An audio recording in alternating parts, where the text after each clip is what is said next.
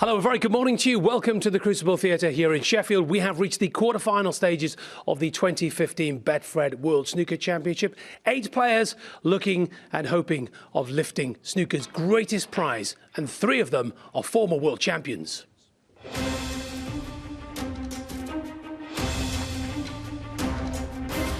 The man who dubbed Mark Selby out, Anthony McGill, takes on Sean Murphy. That gets underway this morning. Neil Robertson, winner in 2010, meets 2013 runner-up Barry Hawkins. It's Judd Trump who will be taking on Ding Junhui, looking to avenge defeat in the German Masters final of 2014. And 5-time world champion, the Rocket, Ronnie O'Sullivan, takes on Stuart Bingham. Well, there's a real feeling here at the Crucible Theatre that this may be Judd Trump's year. You may be able to just see him just here in the practice room. He's about to walk out and take on Ding Junhui in a real mouth-watering last-day clash here at the Crucible Theatre. Many former world champions, including Steve Davis, thinks Judd Trump, this is his year. And yesterday, he told us in studio that this could well be the year he lifts the world title.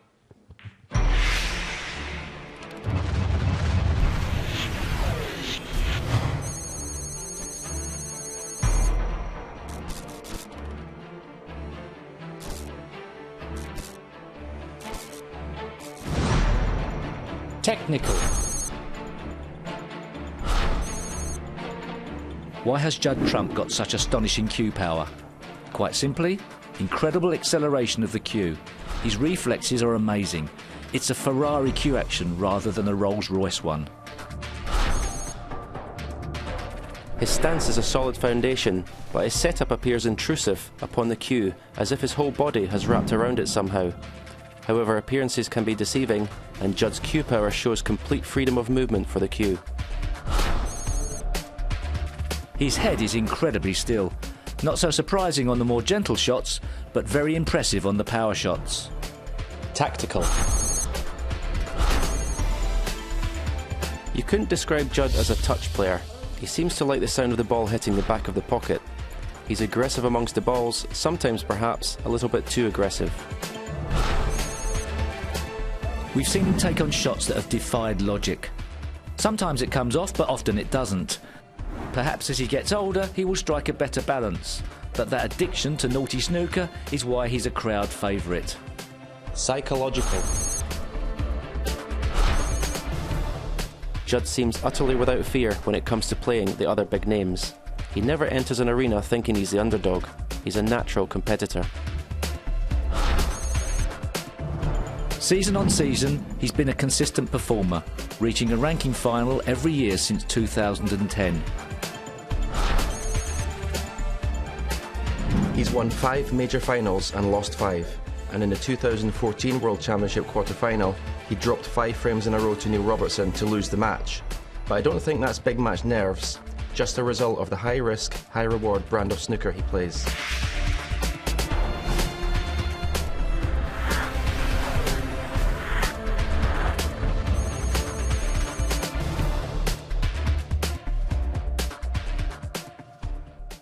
Well, Judd Trump has just left the practice room. This is going to be a real cracker. Remember, Judd Trump played Ding Junhui in the semi-final of the 2011 World Championship here at the Crucible, which Judd won 17-15. This one could go all the way. I don't know about you, but Ding Junhui looks rather nervous this morning, doesn't he?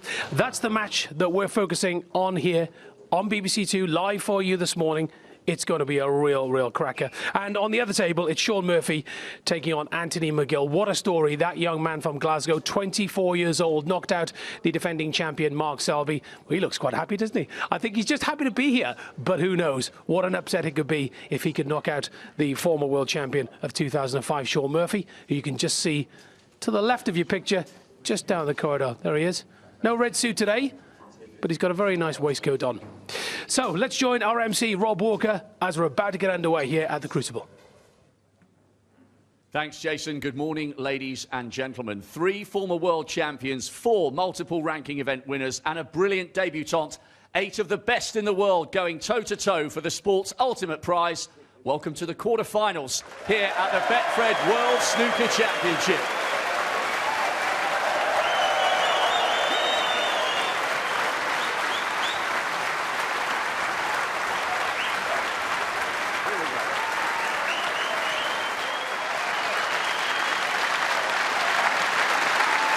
Please welcome a young player who has proved to be a sensational addition to the Crucible lineup this year. We've barely seen a flicker of nerves in the 2 matches so far, knocking out Stephen Maguire with a century in the decider, beating defending champion Mark Selby in style. Here comes a debutant with a difference, with his very own licence to thrill, Anthony McGill.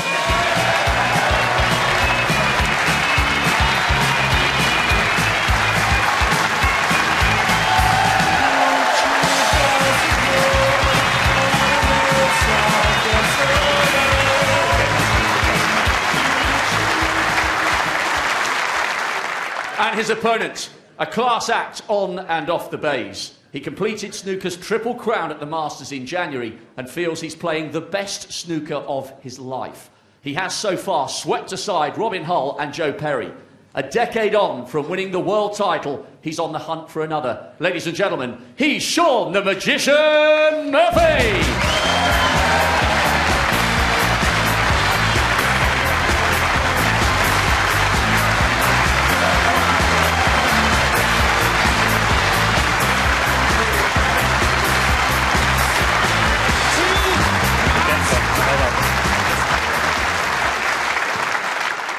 On table 2, please welcome the most exciting player of his generation. He stormed his way to the final in 2011. 4 years later, he's an even better player. Beating Marco Fu in the second round. He's been in 4 major finals already this season, winning the Aussie Open and the inaugural World Grand Prix. Could this be the year for the ace in the pack, Judd Trump?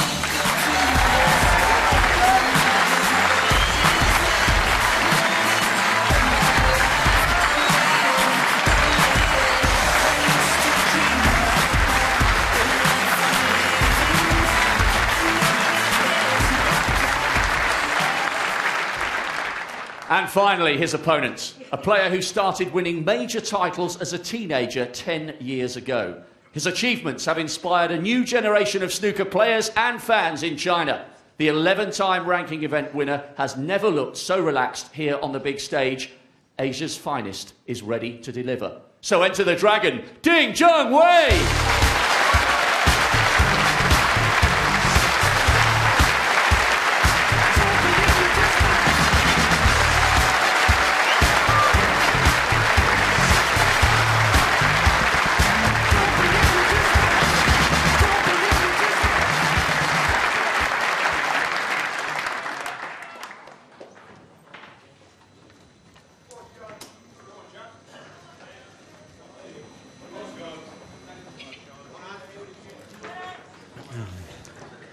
Well, good morning, everybody. Quarter-final day here at the fabulous Crucible. And the 4 quarter-finals we've got, it's so hard to pick all 4 winners.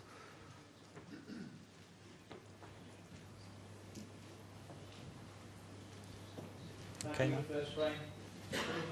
Sean just waiting for a little bit of movement in the press boxes there, and when that's settled down, he'll be breaking off in this first frame. Best of 25. 2 sessions of 8, 1 session of 9. The first frame, Sean Murphy to break. The pleasure of having former world champion John Parrott in the commentary box with me, John. And I think this could be a big test for McGill because he's playing somebody of a different ilk, isn't he? Yeah, I think that's the fascinating factor of this match for me. I mean, Anthony's a top-class match player, and he practices with Alan McManus and Marcus Campbell, who are 2 real hard match players, and he's come through against, well, arguably 2 of the hardest as well in this tournament, and Stephen Maguire and Mark Selby. But Sean Murphy's a slightly more open attacking player than that, and you can argue a heavier scorer than all of those players. So it's an interesting test. But so far, everything he's been dealt, he's dealt with it.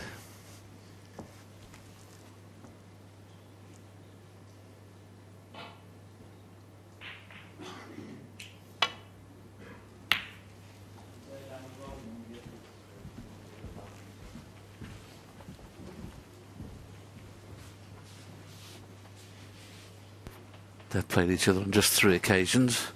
Anthony McGill yet to win any of those matches. 2 in the PTCs, where Sean won quite convincingly by 4 frames to 1, and 1 in the China Open, where it was a lot closer. That was 5-4.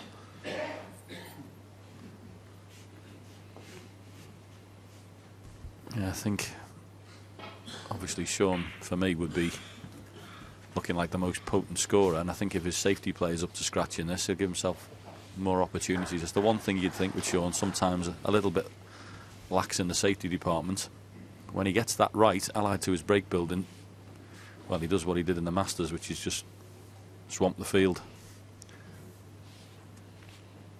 A little bit concerned about playing into baulk because he can't get an ideal white. Even if he gets it tight on the baulk, cushion the red above the yellow or cut into the middle.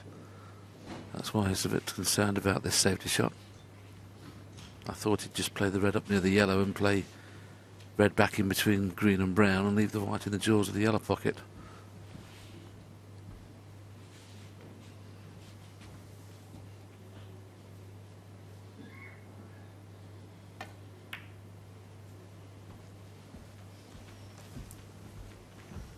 Decided to play it super thin, but you've still got the same scenario as the red is available. But obviously more difficult from that side.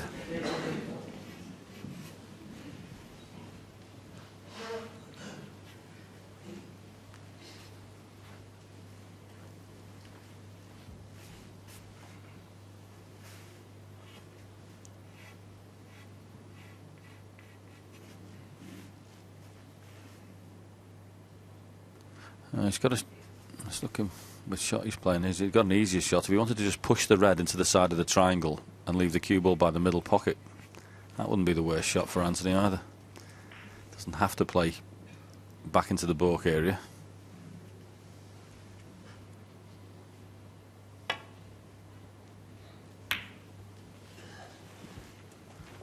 And just decided that containing shot was the one he felt most comfortable with. I don't think he'll be lacking in the tactical department if you practice with Alan McManus and Marcus Campbell. I think that's a... You'll be picking a few balls out if you don't learn safety there.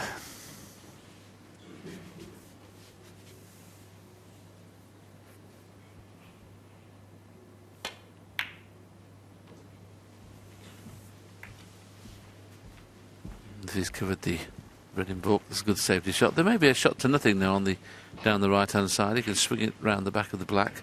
Just come to have a look at what angle he's got there. So if he's taking this on,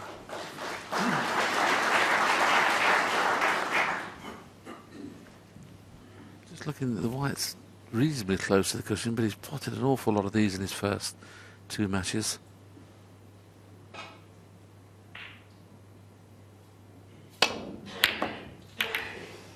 And so the first mistake. Foul. Sean Murphy 6. Half a chance. Yeah, a little bit off with that one. Of course, splatters a few reds around, pots the pink, and it was looking like it might have been safe, but the red that's up in the baulk area has just gone over the corner pocket. So whilst I was thinking he may have gotten away with it, because of that red, he hasn't. Straightforward this. He'll have to play with lots of left-hand side. I would imagine he'd try and come down for the black. Depends how he sees it. How he could play it slow. I thought it was a bit thinner than that, but 1. held it well.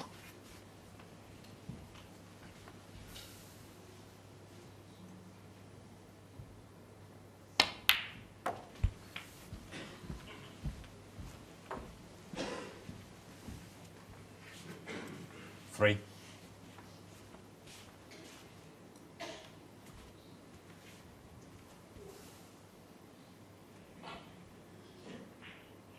Saw Murphy wearing a dark suit today, a little bit more somber than the one he had yesterday. I know that there was an awful lot of on the social networks talking about his suit. Some liked it, some didn't.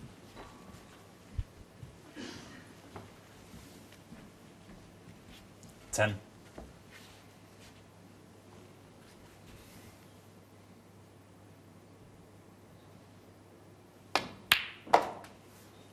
$11.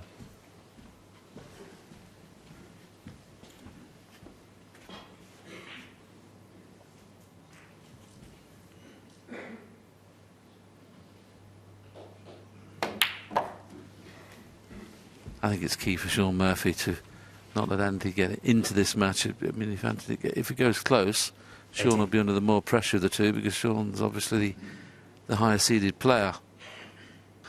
Yes, I think Sean and his connections have been talking about the importance of a good start in this match.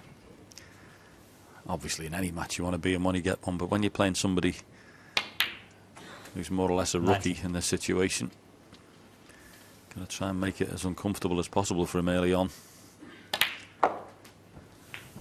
Cues beautifully, doesn't he? Really does cue nicely. 26. This coach, Chris Henry, they changed a few things around, and that's a great shot. Isn't that beautifully played? Couldn't hit that any better. Yes, a lot of players would have just rolled that in and just flicked one red out. Sean played the stun into the pack to bring 4 or 5 reds, and now this is a frame-win opportunity. And that's the beauty of these top players. They never miss a trick to get balls in play. Yeah, may just play a run-through on this. One thing you don't want to do is cannon that red he was close to. As you got past the blue, you're perfect on this one. So he's taken these well. 34. And a very good opportunity to stamp your authority on a match that could be very dangerous if you don't. 35.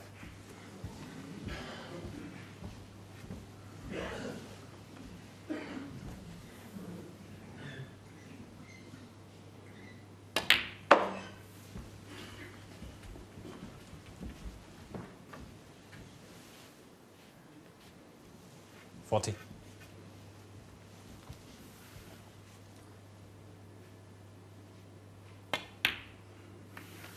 And that's a handy little cannon, because that's like freed a red into the corner, and it actually makes the way for a path for another red to go. Yeah, second shot in the break that was lovely, wasn't there? As a break builder, you just knew what he was doing there. He was playing to flick one out, but he won't like that one. Yeah, needed a little bit of side to come back there. Didn't look like a natural angle to get there. But 48. Yes, he'd have rather played it round 2 cushions, but the red that's he's going to play into the middle pocket now may have been in the way. I must admit, a bit like you, John, I'd have thought he'd have played with a little bit of side. Still fancy him to knock this in, and it's a shot to nothing because he can't leave anything on. 49. Beautiful shot, well controlled. Now there is a red at the left-hand side of the pack he can play on it, but it's got such a natural angle that if he pots this off the top cushion, the pack of reds are lovely to go into. It just depends how he sees it.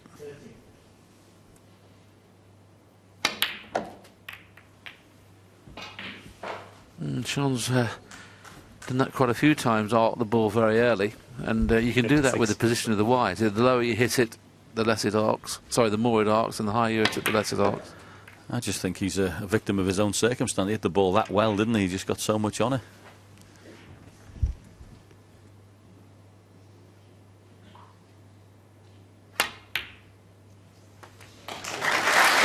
I'll tell you what, he started this match in a fantastic stroke. He really is hitting the ball beautifully. And the great Jimmy White's probably the best player with the rest, but goodness me, Sean Murphy's catching him up. He's an unbelievable player with the rest. Already past the winning line now. With this wed, he will be 64. guaranteed.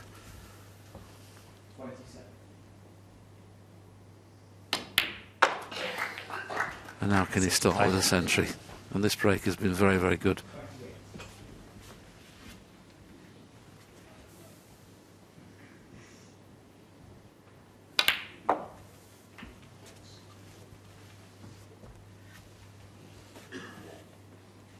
$72.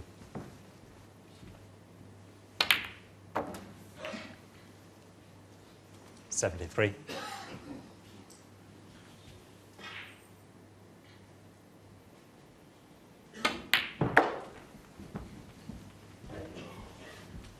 He's made 41 centuries last season, 41 centuries this season. 78. So this is to eclipse that. Should he go on to make a century? 79.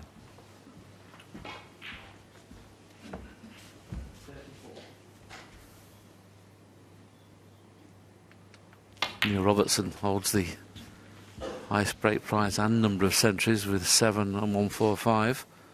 84. This will be Sean Murphy's 4th, should he go on to make one. 85. And it could be the 48th of this championship.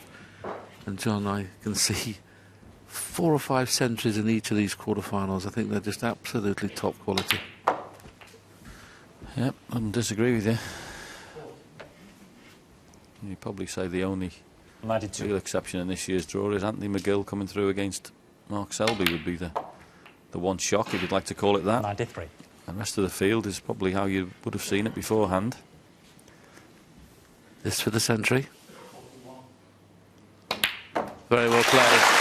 Very well played. What a start for Sean Murphy. What a disappointment for Anthony McGill.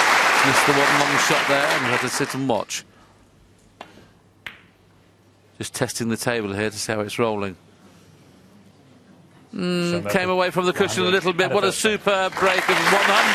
Sean Murphy's 4th of the tournament. He set the standard. Sean Murphy takes the opening frame and leads 1-0. Quietly as you can, please. John, I know you were very, very pleased with a couple of... I mean, you're one of the game's great break builders, and you love when they play an attacking shot, and we've got a couple of instances here. Yeah, this is a beauty. I mean, I can think of plenty of players who just dropped that in and maybe got the end red and just moved it slightly, but he plays it with a stunt, and then this one, he knows full well he's going to contact the other red, move it into a possible position, just a little contact on it, brings it out into play. The art of break builder and making it easy for yourself all the time by playing the correct shot. Yeah, so important too. It's all right playing them, but you've got to play them when there's an advantage of playing them. If you were playing them and you've got to risk, running the cue ball safe. But Sean knew that he was pushing 5 or 6 reds into play, and he went on to make it a frame-winning chance. An excellent break, really was. Yeah, I'm not the biggest fan of people who go cherry picking. I've got to be honest with you, taking one red when there's an opportunity to get more balls in play. You see O'Sullivan do it, first opportunity. No coincidence, he's made more centuries than everybody else.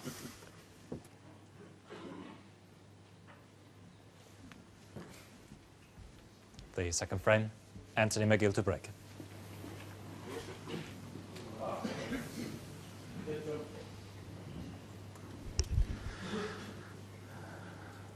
So Anthony McGill breaks off in frame 2.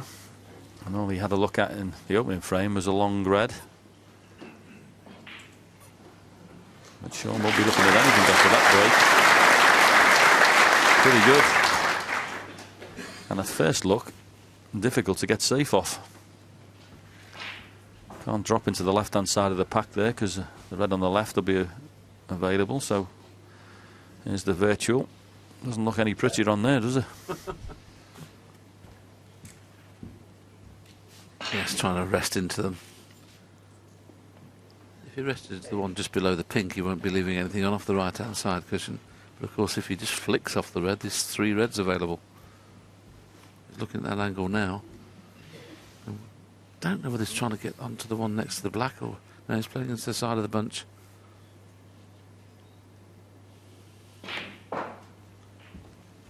Looks like pink to me. Foul and a miss.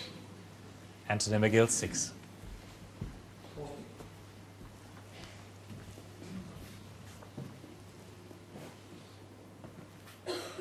Well, he'll have a good look, but this is definitely going back. I don't blame Sean there. He erred on the side of caution there, because the one thing you don't want to do is slip off the pack. Of course, the referee, Marcel Eckhart, can have a look at the monitor, just to make doubly sure, along with the recorder or the marker, whatever they call him these days, will he? Yeah, I think the pink's a lot closer to the pack. It's a bigger target if he leaves the pink as high as it was. Just a bit. We'll get this right.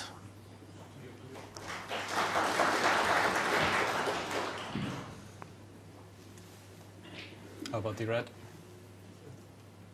Well, there's a little bit of attention to detail that's going on. I mean, a lot of the players, John, have been breaking off in this tournament and always leaving a red. There's 2 players that haven't. Judd Trump has developed a break that's superb, never leaves a red. And Anthony McGill, I think in both matches, I think he's only left a long red on a couple of times. Yeah, well, it's very important. There's no doubt about it. So, This is where it was, and that's where they are now. It looked pretty good to me. Yeah, man, it'll be same shot again. Hopefully not hitting the pink.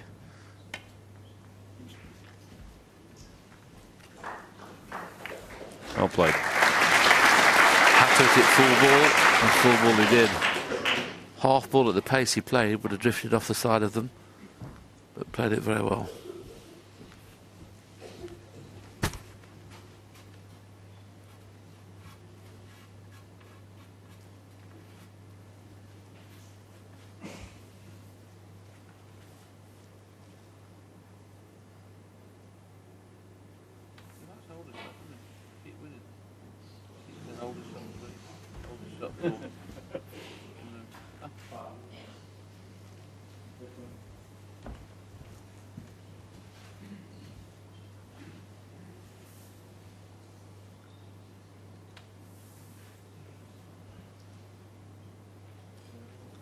Obviously the jaws of the middle pocket must be playing havoc with this safety shot. He's going to miss the jaws. That's why he's stunning down on it to make sure, but where's this red going? I think he's covered it.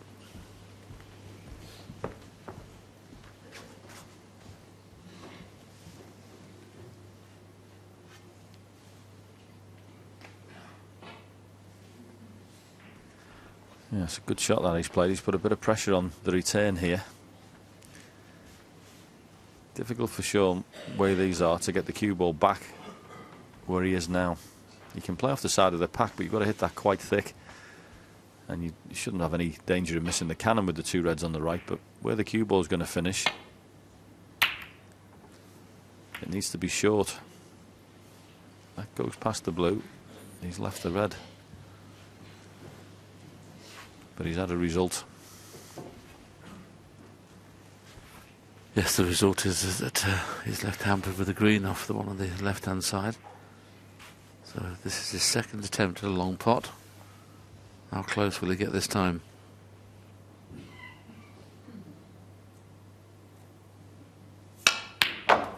There's your answer. Very close indeed. Couldn't have hit it better. A lot of cue power, this young man. 1. Well, that'll settle you down. That was a beauty. And the work he got on the cue ball to get back up on the green. To hit that with such control and get that much work on the white is excellent.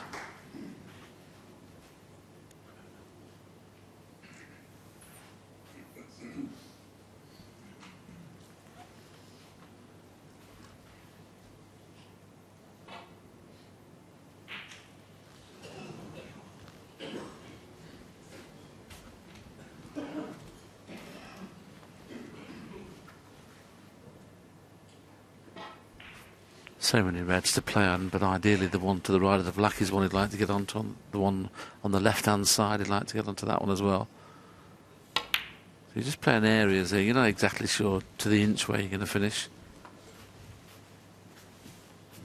Not too sure whether the pink spot is covered, so he'd be a little bit reluctant to put the pink out of play, but it doesn't appear to have any chance of getting on any other colour. The pink will go back onto its own spot, as you can see there.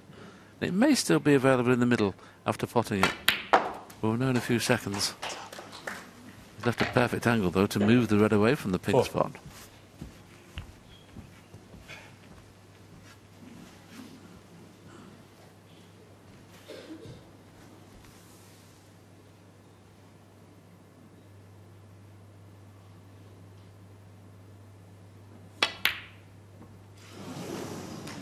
Never missed a shot like that in his opening two matches.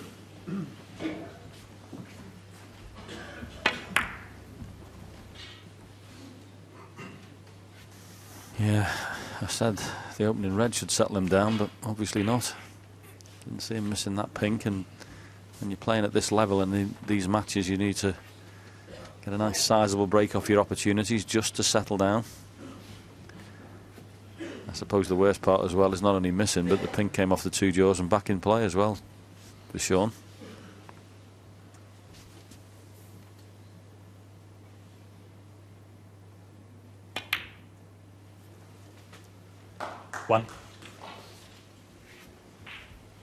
So a little bit of work to be done. Ideally, as quick as possible, you want to get the red to the side of the black, or the red away from the left-hand top pocket as soon as you can. just to open the pocket up for the black. So I'll be thinking about it.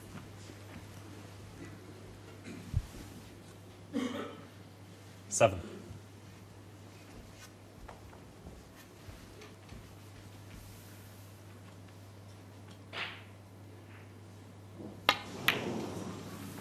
Eight. Yeah, just looking at the table, don't know whether the black pot's in the right-hand pocket. No, so it doesn't pot. So he'd like to get one of them out of the way fairly quickly.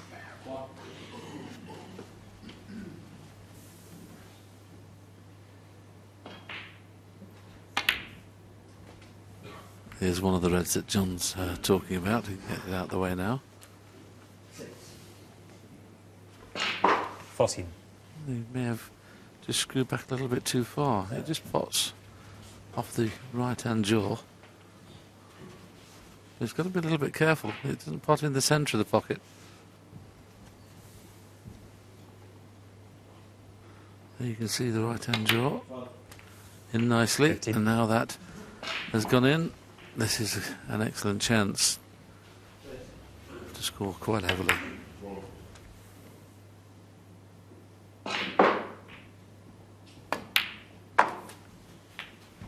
Yeah, and here's his chance now to get rid of the red that's nearest to the top left-hand pocket. 21.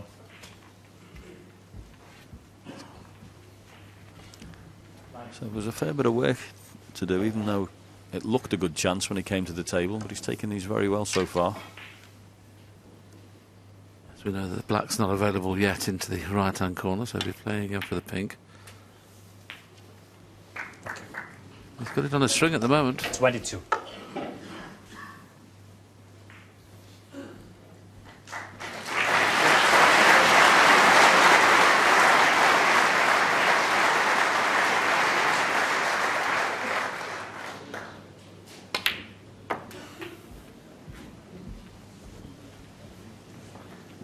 Choice here, either go around the back of the black for the black in the same 28. pocket, or he may be able to hold it for the pink in the middle. If not, if he feels it's too thin, play for blue or bought colour. So there's always options.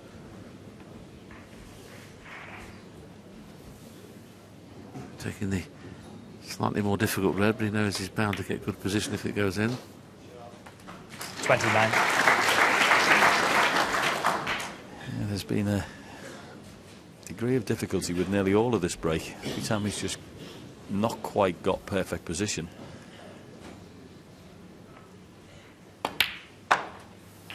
Played on that red now, and once this goes on the right hand side, that the black is opened up to both pockets.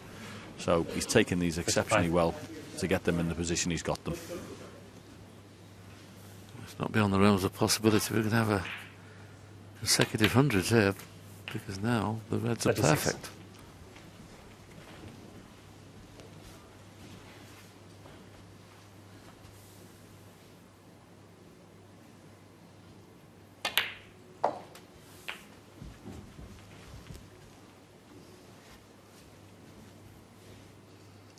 $43.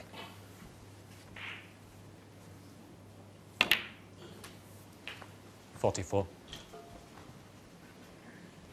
that's the first slightly poor positional shot he's played, and he's still perfect. He didn't mean the cue ball to go so close to the cushion, but boy, he's hitting the ball well. This is as good a start I've ever seen from anybody in a quarter-final match. 51. And this really warrants a bit of attention, but it's the only one. The rest of them look all right. But it's just a bucket at the minute. It really is a bucket.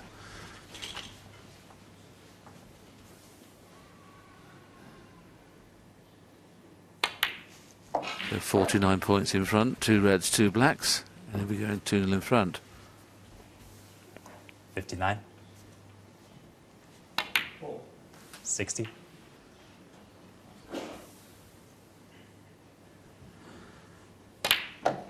Both these breaks have been absolute class. 100 in the first, cue ball control immaculate. 67.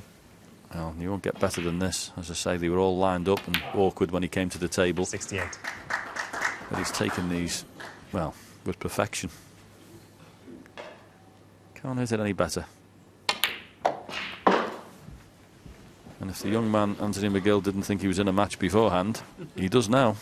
75.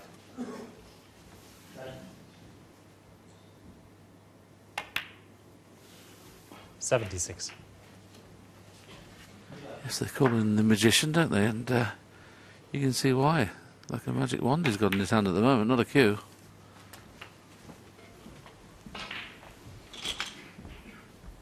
$83.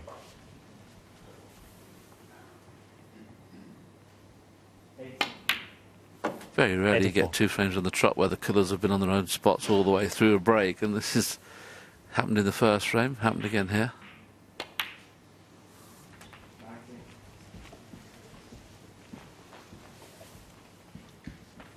$91.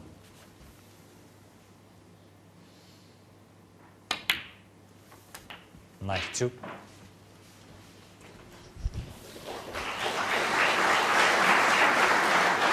Very important for 2 reasons, this.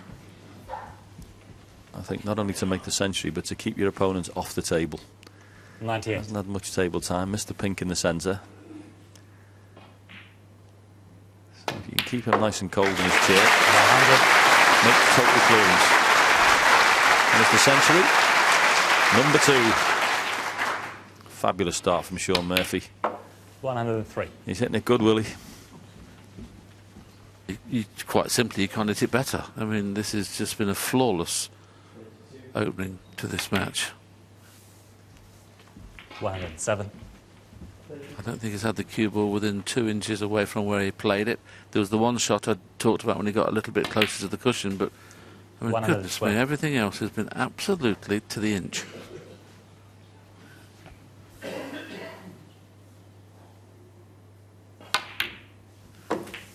$118.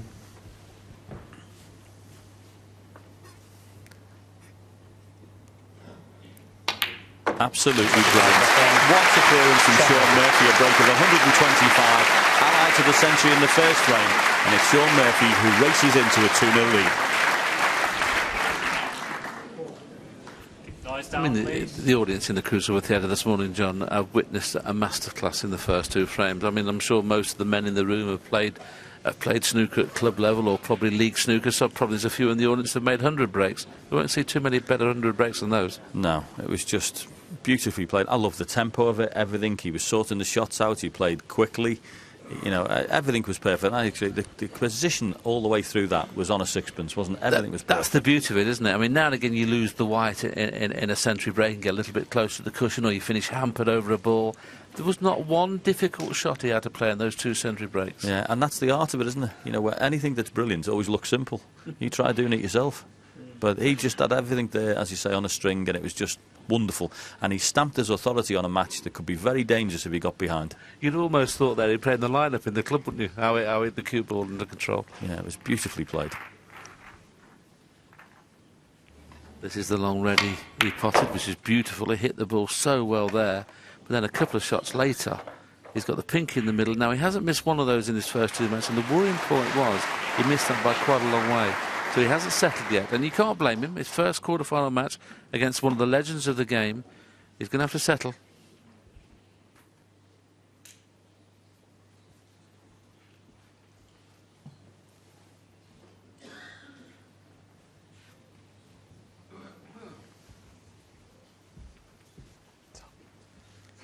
Thank you, the 3rd frame. Sean Murphy to break.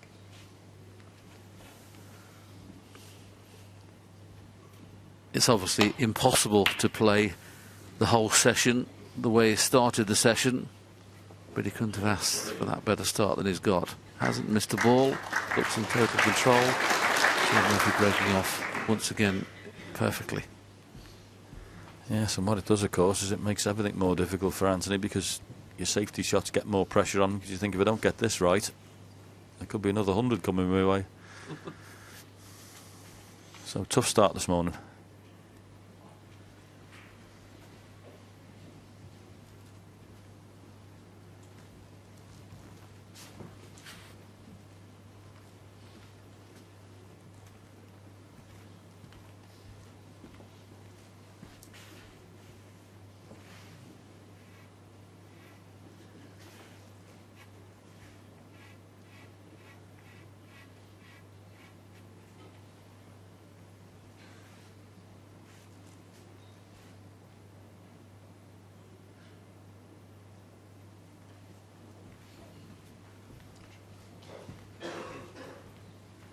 If the black was available, he'd take the long red on, but there's just no mileage in taking the red on. A, because it's tough from just under the cushion, and B, no colour.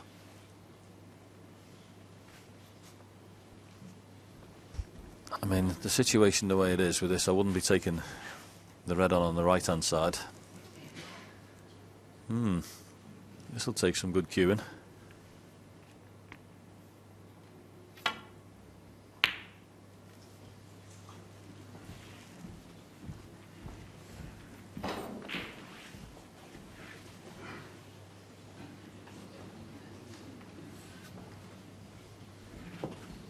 Sean just coming to see if he can play in the gap between yellow and brown. Finish tight on the baulk cushion. It'll free the pink into the left-hand corner. So this is just all about missing the kiss on the yellow when you play these shots. Oh. I mean, the weight of his cue ball at the minute is just absolutely perfect.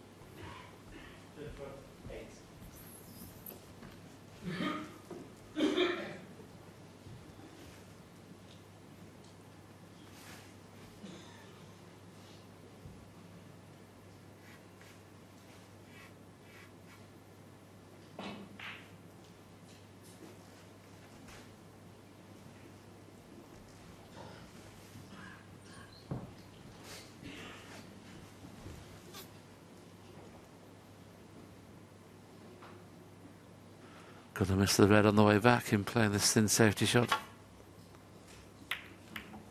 And he's played this beautifully. That was a really tough safety shot to play. Credit Carter, well done.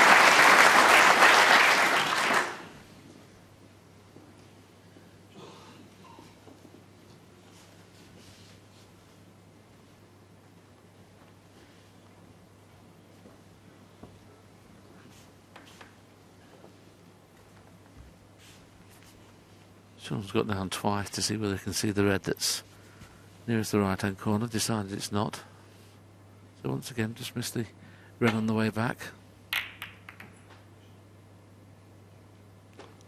Surely he's not got within an inch of the cushion again. Brilliant. I could see him looking at the red on the right hand side a couple of times, and that's just not the shot to play in the circumstances. You've got a 2-0 lead. You've got your opponent under the cosh. The last thing you need to do is take a red on with a risk that you need to stick him in. So that safety shot for me is the correct shot every day of the week. And he played it beautifully.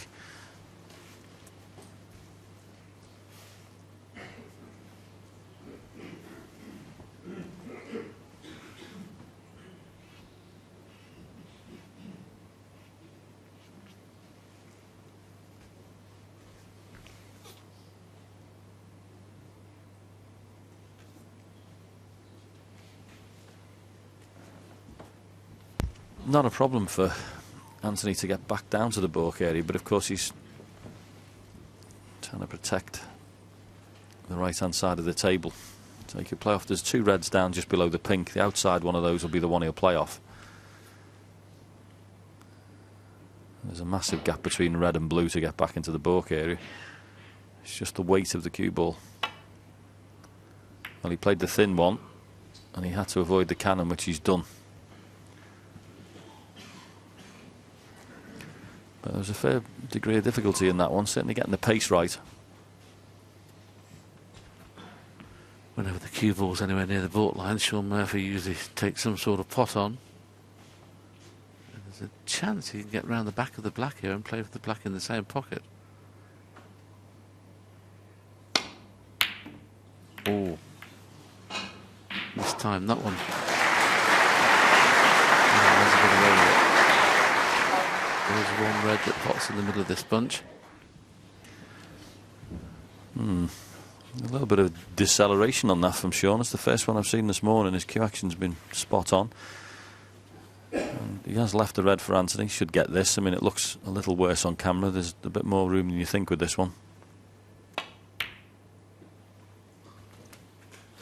1. So, got to score here. This is a very good chance.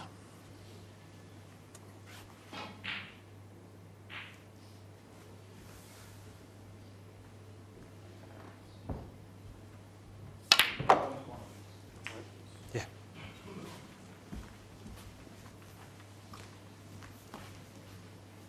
Two inches more, absolutely perfect. Where it's finished now, I may have to take the red 8. in the middle.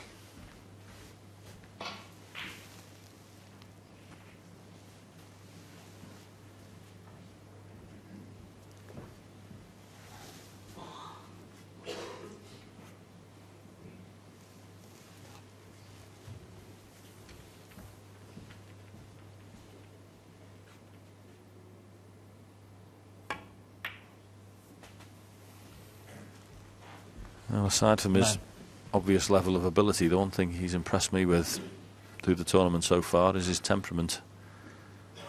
He's just shaking his head slightly there. He's not quite in position he would have liked, but he stood up to everything that's been thrown at him in the tournament. He had a 10-9 Mark King qualifying, made a century in the last. 10-9 Stephen Maguire, made a century in the last, and he finished off the game with Mark Selby with an 80-plus break, so getting over the line isn't a problem. But he just needs to get the cue ball a little bit tighter than it is at the moment. There's more pressure on these pots than should be.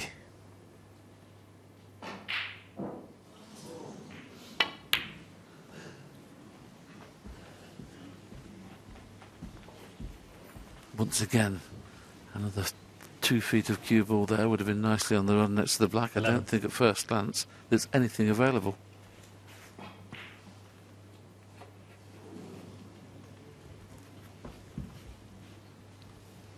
So no pot on. Just playing the safety shot and bringing the black into play at the same time.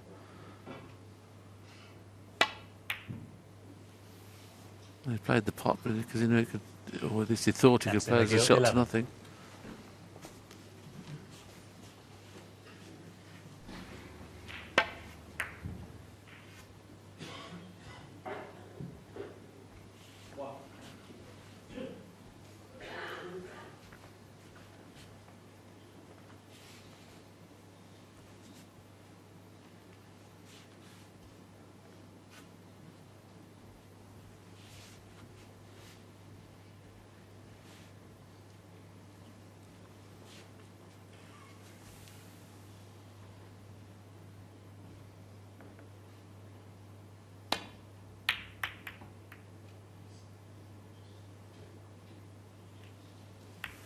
Well, that was a poor return, really. It was like a shot to nothing, that for sure, safety-wise.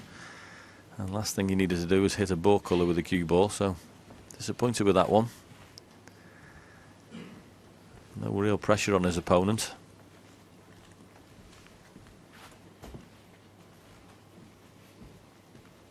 Doesn't appear to be any pots on. The one to the left of the pink, I'm not too sure whether it will sneak in the right-hand corner, but he'll certainly be playing off that red. In the right-hand corner, so he must find the baulk cushion here. Put Sean Murphy under a bit of pressure. He's found one though, found one that did pot.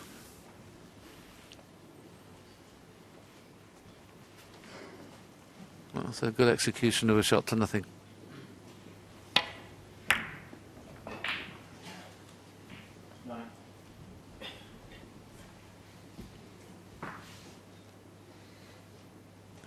Yeah, at first glance, this is a bit of trouble. Can't drop on the red on the top cushion because you'll be leaving the red behind the black. You can see a red just past the green, but it's what you're going to cannon into, and you might bring something back into the baulk area. With the cue going up in the air, I've got no problem with the cue ball coming back. He's got the power, but what's the red going to do? There you go, it's brought one up. Have you been lucky?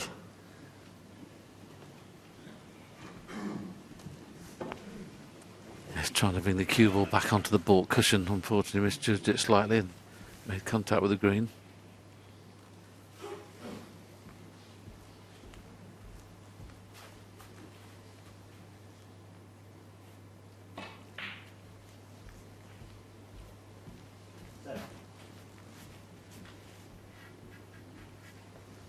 Well, he's had a quick look to see whether he can get onto the black, but there's not a lot of room.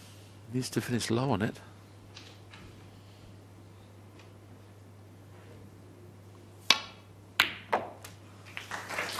Yeah, nice shot. Finish low on it. And on the black to flip it the other way just above it. Held this well, John, didn't it, that pace? Yeah, a lot of credit for taking it on.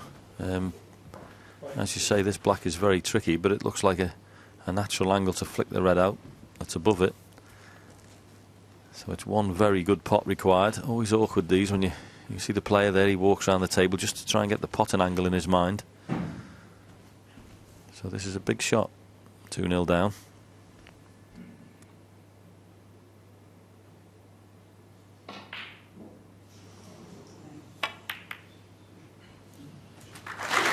Well played. They're two excellent shots. He was brave enough to take the first one on, and that was tricky, and he had to play it with a little bit of stun. You deserve everything you get after that shot. Well played.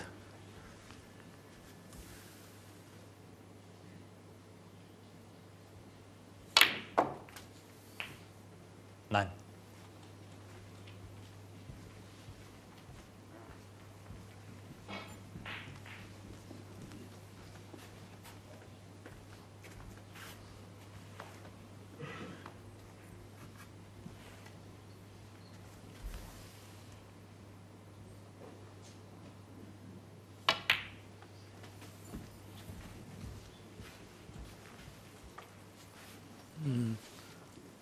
A little bit tight getting on the black, isn't 14. it? Yeah, I don't know about you. I'd have been playing on that red above the black there. That'd have been the one I'd have been getting rid of first. You get position on that, drop it in, wide open.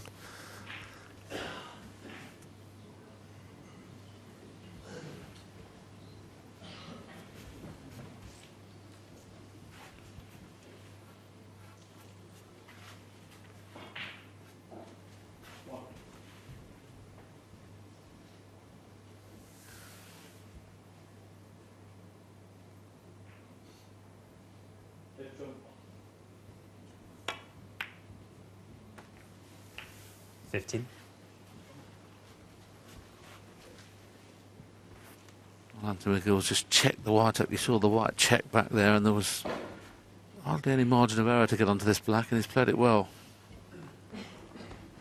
Still not a frame winning opportunity yet, where the balls are perfect, but they're just slightly in the way of one another as far as clearing the table at this visit is concerned. So there's a couple of positional shots away from making this a frame winning chance. As you can see, slightly hampered this time as well.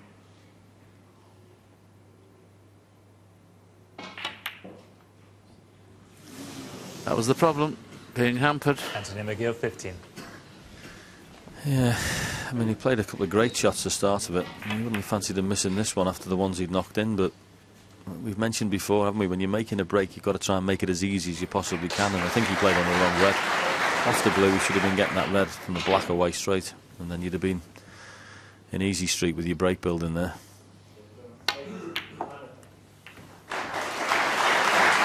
I'll take those two flicks as well. They weren't the worst.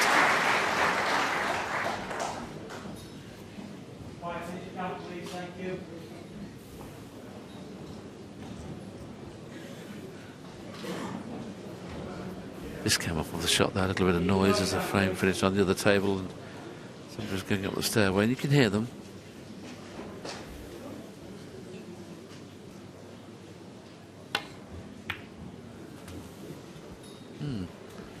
Nearly. Yeah, but as you see, first red he's playing on, wants to get away from the black, and now it's wide open.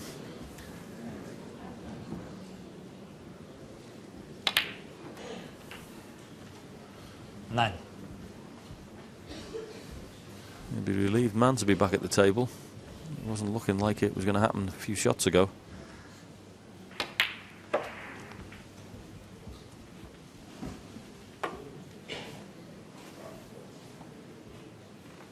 $14.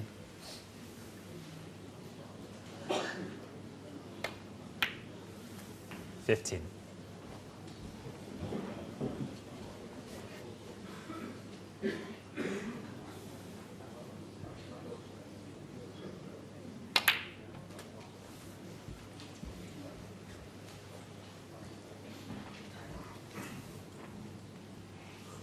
22.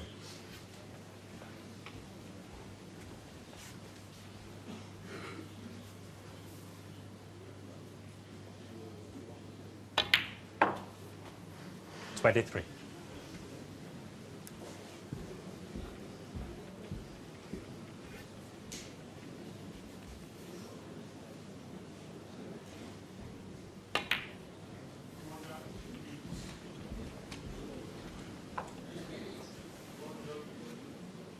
$28. Can hold for the black, but it may be beneficial to play for the pink here, but I don't blame him at all for playing for the black, because he's had to play a little bit higher than he wanted just to make sure that pink or red weren't in his way when queuing.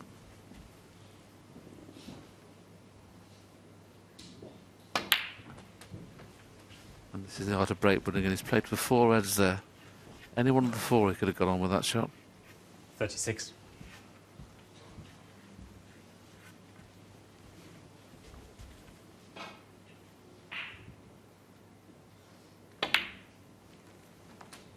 $37. Stopped his tracks a little bit there because he got a slightly bigger bounce than he expected, but the bounce has almost turned in his favour. Mind you. What happened there? He got down very quickly John to play Murphy, that. 37.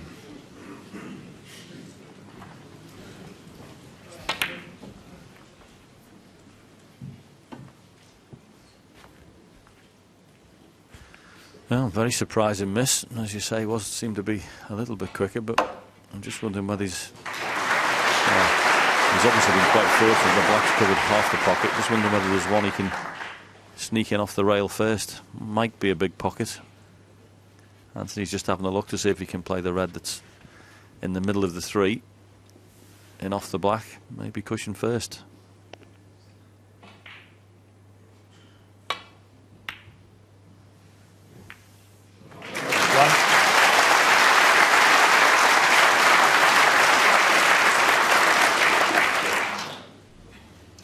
Took John Parrott's option there, playing it cushion first, but I thought it hit it a little bit too high up the cushion, John, to be perfectly honest. If he'd have played it harder, it would have probably through to the jaw, but because he was playing it gently. It's not an easy chance here by any stretch of the imagination.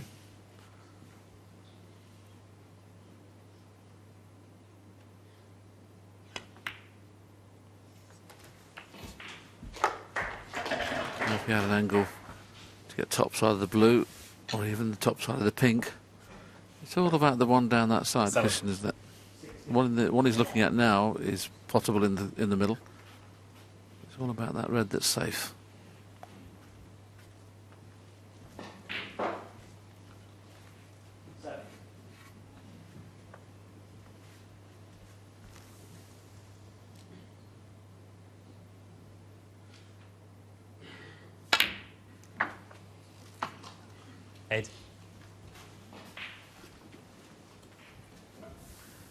Is he going to risk pushing the red into play, or is he going to play for the one up in the balk area? Risk pushing it into play, and of course wasn't bound to work that. There wasn't a lot of the percentages there were very, very low in getting on a red.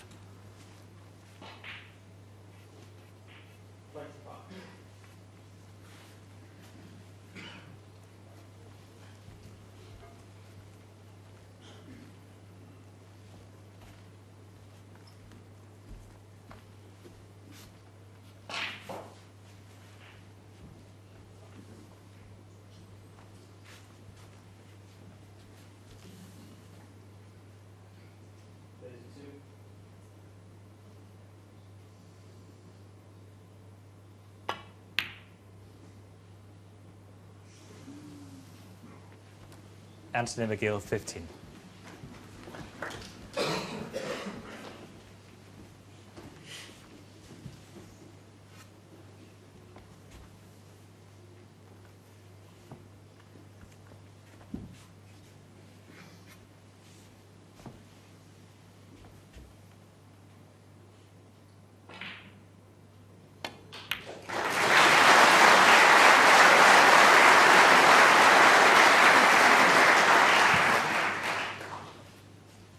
easy enough tried to play that as a shot to nothing. Has he covered the red?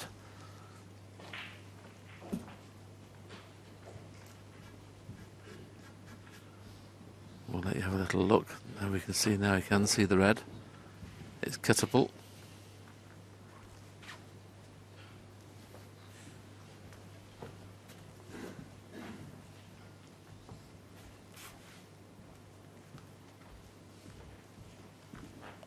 Oh, he's taking the other red on John, isn't he? Oh no, he's not. I'm just wondering whether he's thinking he can pot this, go up and down the table, and maybe flick the other red out. That's what he was having a look at. He's played it, and he's got it. But the downside is, look where the cue ball's finished. It was quite a clever shot. I don't blame him having a go at it. And the only way I can guarantee getting a good position as we see this shot played for the second time is playing the blue. Now, this blue is very, very missable, because he's going to try and get the cue ball somewhere near where the green is to be on the red. And he knows it could cost him the frame if he misses it. Doesn't have to do anything apart from hit the cue ball in the centre here. Needs no side. That is an excellent pot. Now has the cue ball. Got to get past that green. Very well done. Excellent. 6. Fabulous shot. Fabulous shot under the cost, that. Beautifully cued. And because he moved that red out with the shot previously, he's got his just reward. 7. Although he'd like to have hit that a little bit harder. He's potting the green here and going away from the yellow. Oh, he'd love that shot again. In a heartbeat. I mean, that is the only place where he's left himself awkward to get on the yellow. I mean, even the playing yellow is tough here because he'll need the spider. Green round the table to get on the yellow. He's got to avoid pink and black. I mean, he couldn't have finished in a worse position. You know, how many times you do that? You play a shot like the blue, which is just so good. You put all your concentration into it, and then next, you know, the shot you get down, and you just don't play the next one with the same level of concentration, and that's what's happened there. There's a fabulous blue to last red, but that one was a stinker. I'm not so sure he can play this slow enough to play the shot he was looking at. To hold for the yellow.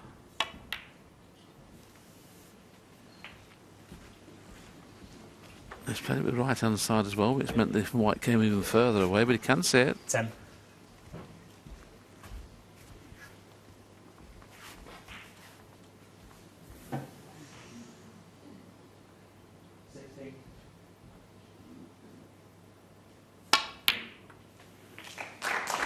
Not out of the woods yet, though.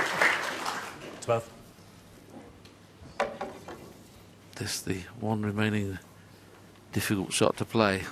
He needs the green and brown.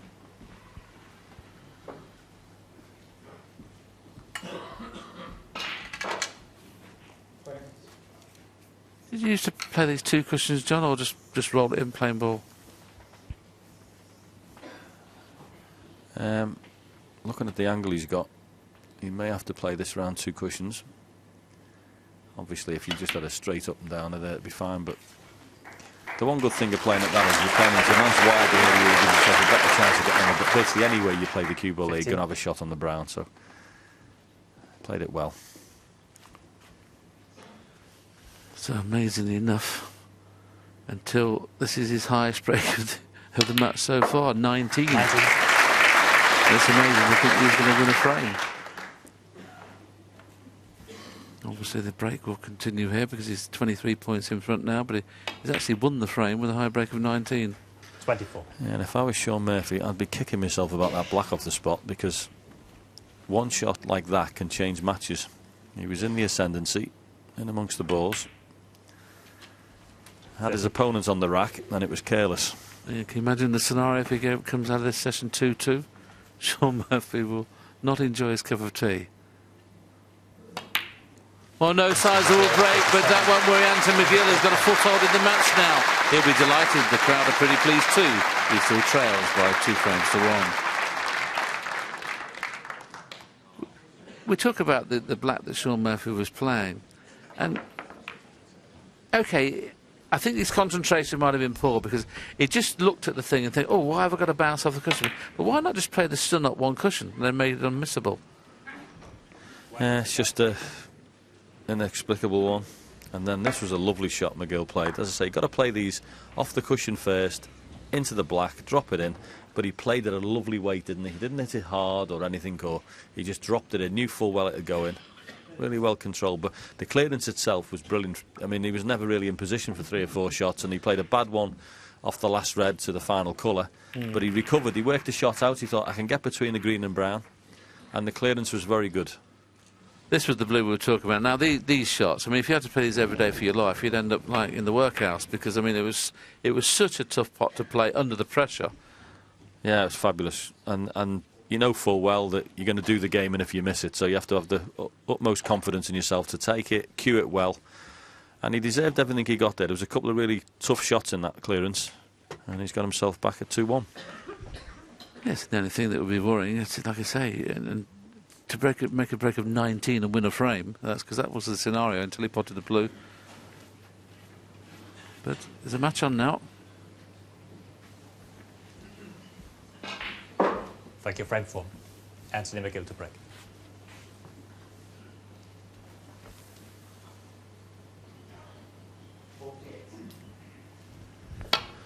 Anthony McGill breaks off in frame 4.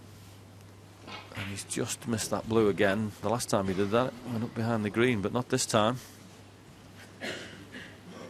So, Murphy's long potting, usually the strong suit. Will it be here? Yes, I've been singing Anthony's praises about how good he breaks off. He hit that far too thin. Does he play to hold for the black? Just round the back of it. There's your answer. Beautifully played. 1.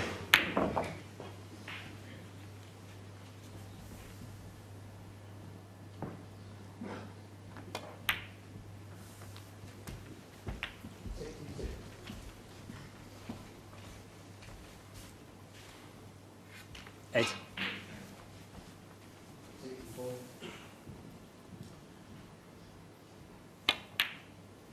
9.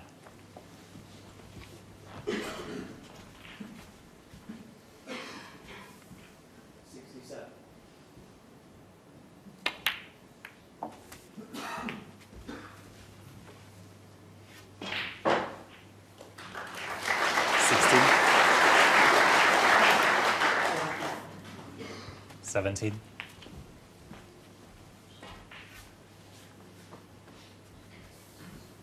76.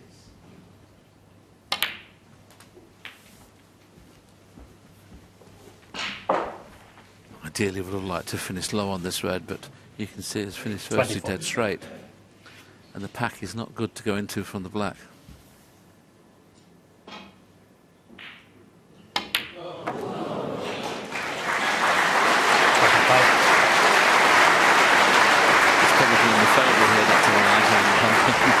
On the black to go into them because it might have stuck on them. So they play around 2 cushions. This is a similar black to what he missed last time.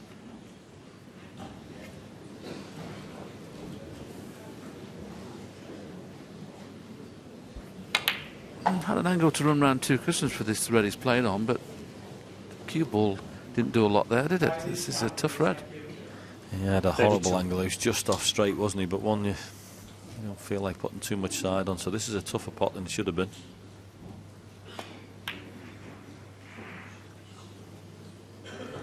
It's there. 33. And the guy's got the angles again. A bit thin on the blue, but he'll be looking at that pack. Just comes to have a check to make sure there's no plants on. Well, if there is one, he might not have to play into the pack. It's very close, that. I could see that going in if he made the contact on the pack. The only slight reservation, it's not on in the middle, but it's definitely on in the corner. Now, the only slight reservation, if he doesn't finish directly behind it, he could slightly push it into that the red and miss it.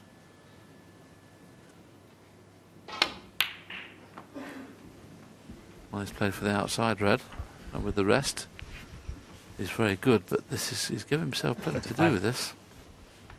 Yeah, he's been scrapping for the cue ball the last 3 or 4 shots. Not been ideal on any of them.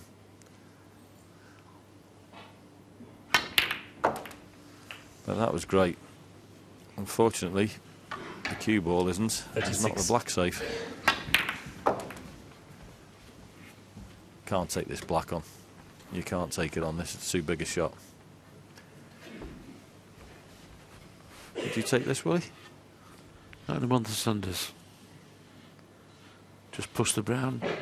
Get a good white. I mean, you now putting all your eggs in one basket, and it could come out 2-2 if he misses the black. That's why he's looking at the alternative now. He's played super in the first 3 frames. He's missed one ball, the black, which ended up costing him the frame. Sorry, green. Green ball.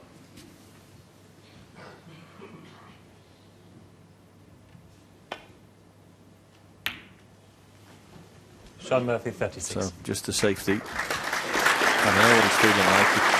Memories, when you're playing really well, you can't wait to get up the balls. You're desperate to score. And we know he hit it great. He made 2 centuries, but you still have to play the right shot at this game.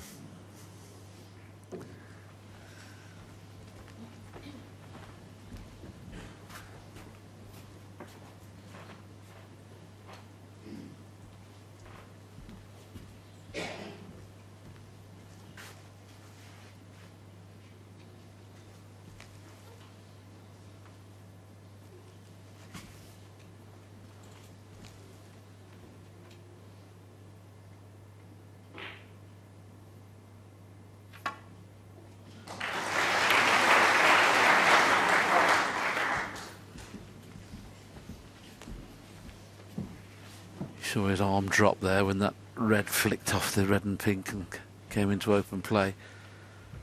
Pink's available in, sorry, the red's available in the middle and in the corner.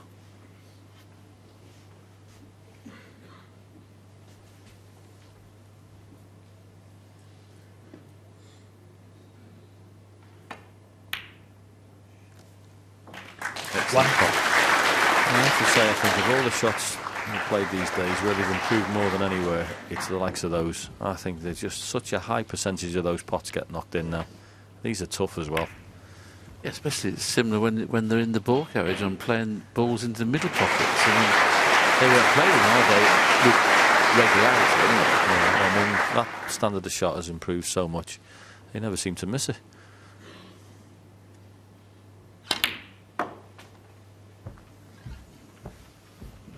Now will they get the cue ball under control in this break? What a nice little flick that was, by the way. Oh, that was lovely. 5. It was going to be awkward that till it just touched the blue.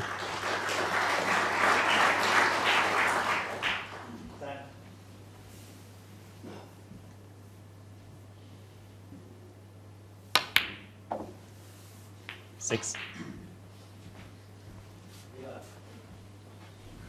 There we go. Plays the brown round the angles. Watch this, the cue ball was just going slightly awry. Comes here, just gets a little flick off the blue. Oh, that's perfect.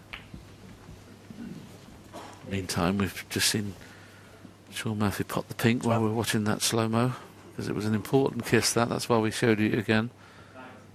And that's the difference of sometimes 30. making your chances from a little bit of good fortune.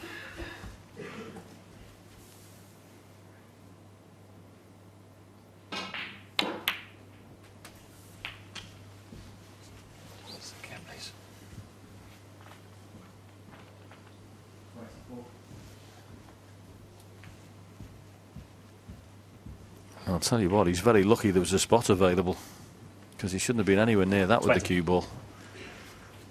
Very lucky. Yes, it was in Snooker, wasn't it? The green was on its spot.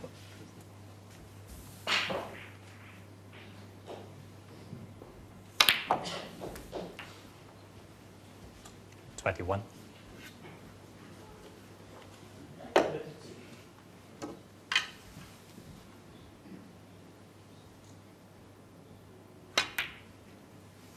Deserved, 3-1 at the end of what it deserves. Yeah, here's the shot on the black. Overscrewed it. There's a spot. That's one of them horrible occasions where you look round frantically, hope there's a spot available. $28.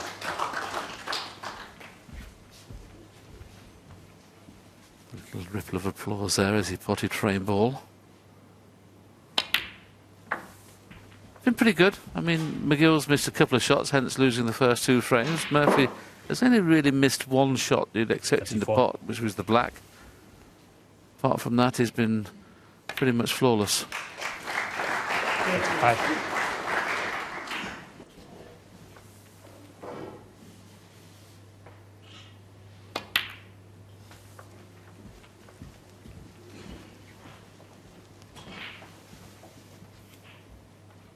$41.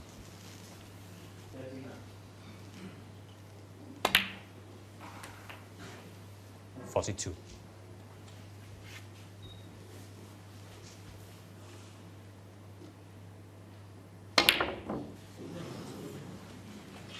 So Murphy 42 and a 3. So that'll be it. Anthony McGill walks off to the mid-session interval. Sean Murphy, 2 centuries in the opening 2 frames. And he wins that scrappy frame there at the end with a break of 42. And he leads 3-1 at the mid-session interval.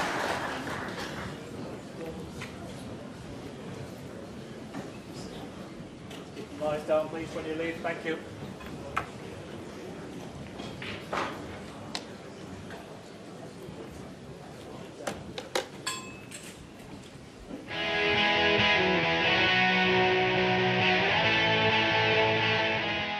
It's time for a tea break teaser, and I've got 3 pupils from the Sheffield Springs Academy to help me find the answer to this question. Okay, kids, it's a break of 29. You've got to find the missing colour that's been potted. It's black, it's red, black, red, blue, red, question mark, red, pink. Try and work that one out. And while the kids are trying to find the answer, we'll be back later with it.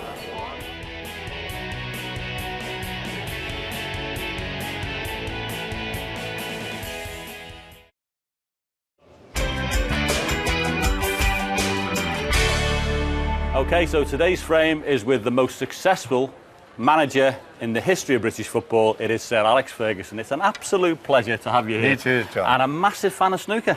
Yes, I am. Since a little boy. Yeah? Played when I was 7, 8 years of age in the local clubs in Govan. Yeah. You know, it's always been there. Yeah, and yet someone, as Jason was telling me, you have a snooker table at Pataudry in the gym or something. Yes, I did, yeah. I played in that a few times. Got a few of them idling in there when I was going to the track. Right, go on then, we'll let you break off. We know you're a competent player. How's the pace of the ball? Oh, look at this. He's just tested. Fast. He's tested the table. It's fast on my table. Is it? Oh, yeah.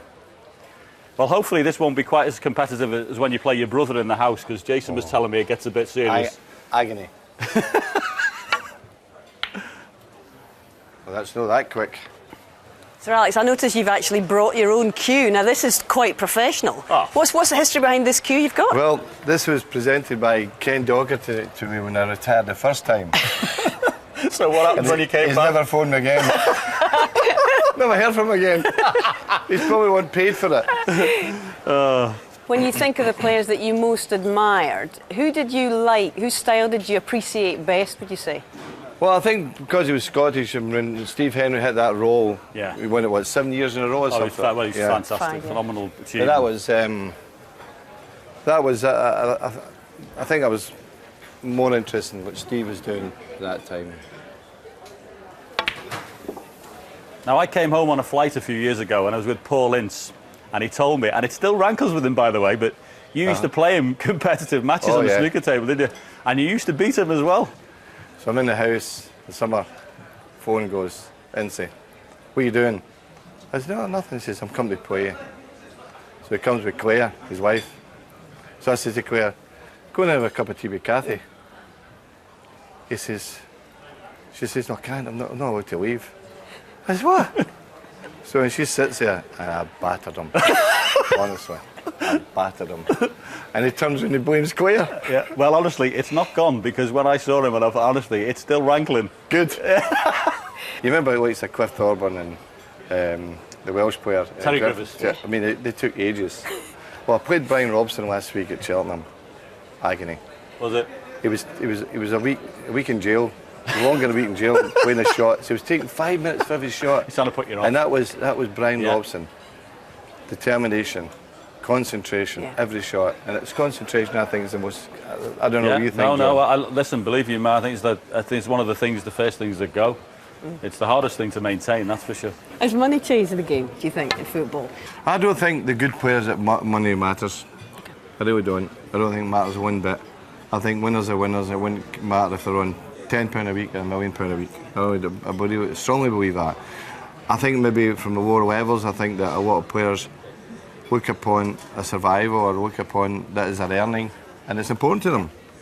But the really top players, I don't think it matters to them. Because of the amount of money that's coming in now, do you think that it's actually changed the way managers have to manage? Looking back to the start of your management career, would you change anything now, knowing what you know? We have to change. We have to accept change. It happens in, like, for instance, sports science changed a lot in my time, and you have to embrace that.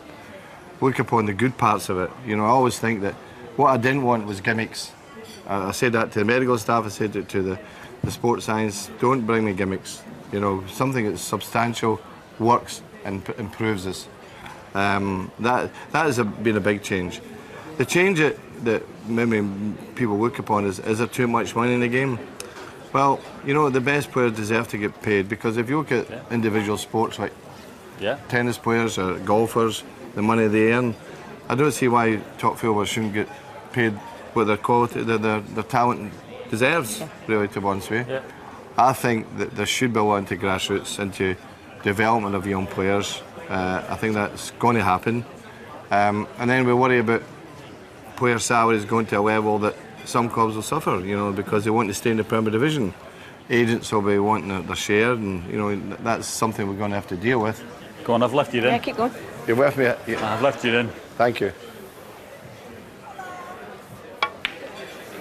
Is there any particular aspect of no longer being a manager that you miss?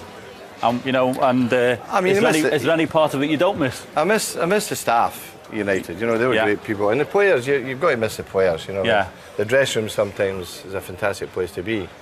The camaraderie, the humour, and, you know, the Mickey taking. You know, you miss all that part. You know, and I miss winning. Well, yeah, absolutely. We're all enough of it. We're all in to win. Yeah. The racing, that's a big passion still, isn't it? How involved are you day to day? Well, I've got a lot of horses. The cost of training fees now is astronomical, isn't it? It's unbelievable. Yeah, and you don't need them to be sick very often, either, do you? Right, well, vet fees. Yeah. God. Shoes. Yeah. So do you like going the gallops in the morning and stuff? Yeah. That's one of the parts I absolutely love. I think it's fantastic, because you're out in the middle of nowhere. There's no one can touch you. Your mobile phones are off. Yeah. The fresh air's in you. You're seeing the horses breathe up the hill and come and work. There's nothing like it. Absolutely, that's the best part of it. Yeah. I think that's true. Yeah. Oh, he's getting his eye in now. Yeah. He's in it now. Can we finish this interview now? I'm getting hammered. You clearly watch a lot of sport now that you're retired and when you're not on the gallops. But of all the different sports, not football, not snooker, who do you admire as a sportsman or a woman, and why? Well, I like people who probably mirror myself, have a determination about things. We see Djokovic, for instance. Yeah. He's a winner. Yeah. When you see him, it's every trick in the book. When he's not doing well, he gets an injury. Stops the flow of the game. You know, he's got a Mourinho thing about him, you know. Yeah. If there's a couple of players that you could pick from all the time that you've managed the players, who were you most, who did you most appreciate because they improved so much or they became what you thought? Ronaldo was the biggest improvement, really, because he came as a young, skinny kid at 17. Yeah. And he had all these things about him that were used to criticise him about his diving and all the rest of it. But, you know, once the players got about him in the training ground and that, he was fantastic. And then the most important thing for a great player is decision making. Mm-hmm. And that improved over the time. You know, he, Scholes and Giggs, you have to say that those three. Yeah, I mean, Robson and Keane, you know, Cantona, they're great players. It was fantastic. We're very lucky that way. But Ronaldo, the thing as well, Charles, that he was tough, wasn't he? He used to get kicked all over. He was a toughie. You know, apart from all the things he could do, he used to take plenty of clattering. He was tough.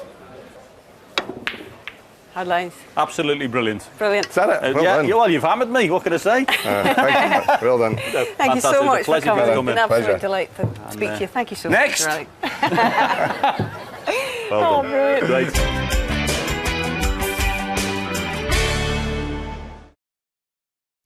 Yeah, when you look back at this tournament, it's always nice, I think, to try and get through those early rounds as efficiently as possible. I mean, I've had it where you've gone through 10-9, 13-11, get to the semi-finals, you're knackered. So, you know, it would have been great to have come through the second round with a session to spare even, but those matches are very rare, and I was chuffed to get through in the end. Now, you've had a great season so far, but it's right to say it's sort of early and mid-season, so you've left a little bit of petrol in the tank, haven't you? Yeah, you know, it was difficult, and it was always going to be difficult to follow up the win at the Masters with great wins for the rest of the season. But, of course, once the Masters is out of the way, I think everyone's got one eye on Sheffield, and you kind of give the other events perhaps not as much attention in your preparation for this fortnight. So what do you put down your improvement to? Is there any one specific area, or is it a culmination of things? Well, it's funny because my coach Chris Henry and I, you know, we've made 2 or 3 on-table technical tweaks in 2 years.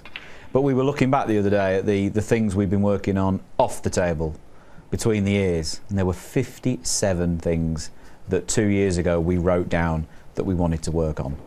57 little individual sections that he felt I was weak in. So over the 2 years we've worked on those. But the key has been hard work, practice, not played any golf. I've not been doing any of the things that you see all the other lads doing. I've been spending time in my snooker room working on my game. Now, you won the Masters and that completed the Triple Crown, obviously the World, the UK Masters.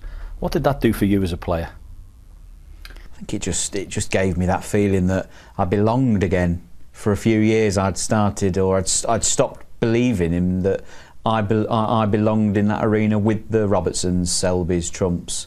It's all right looking at history books and looking at what you have won, but it's nice to still be current.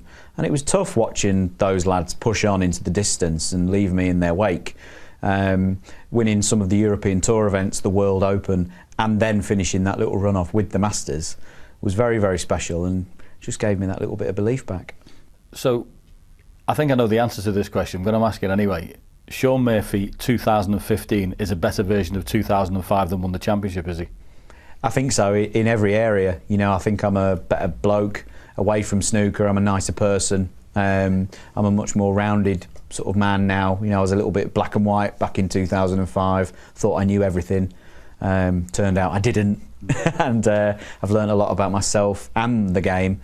And I'm by far a better snooker player than I was 10 years ago. And of course, so your personal life as well. I mean, you're in a better place there, aren't you? Yeah, absolutely. And, you know, I think it's always been said of snooker that, you know, snooker and I suppose any single sport is a reflection of the person's life away from it. And I'm very lucky that with Elaine I found somebody who's phenomenal. She's great to be with, she's great company, and I love her very dearly. So I'm very, very lucky to have somebody like that in my life.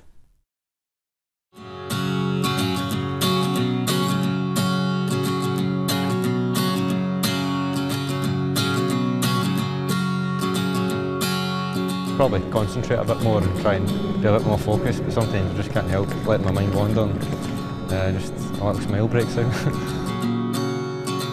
I don't take a lot of things too serious. There's a lot worse things going on than worrying about sort of snooker results or anything like that. There's a hell of a lot of bad things going on in the world, so this is pretty good. A brilliant performance from Anthony McGill. A standing ovation from this Crucible crowd, and he's into the quarter-final. Best result of my career, best moment. Amazing. Just really happy, really grateful, really just it's amazing. It's helped that I keep watching it on repeat on YouTube. So, but it's sunk in, and I'm looking forward to the next round.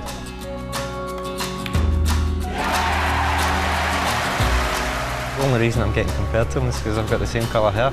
I wish the comparisons were because of the standard of snooker I'm playing, but that would be almost impossible. The guy's just one of the best players ever. But to get compared with him in any way, shape or form is a plus.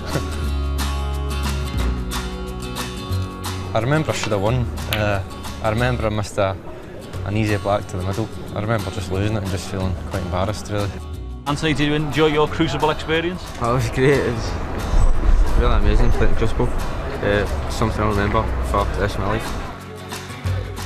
Me and Stuart were only kids then, and it's nice to come back here. We both made our debut the same year, and we both the other night there we were out in the arena on different tables, and it's just crazy how these things work.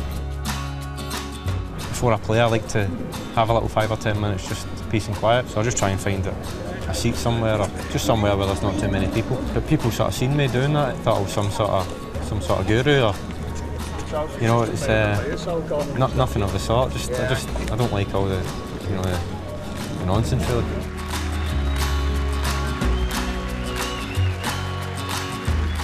I've got 2 arms and 2 legs and a queue and a brain in my head, so maybe, and certainly, you know, you wouldn't put me in your accumulator, I don't think, but stranger things have happened, and you know, as long as I'm standing, as long as I'm out there, you know, at the table, you never know. Well, even if I lose, I still keep smiling, but I would, the smile would be bigger if I won, yeah.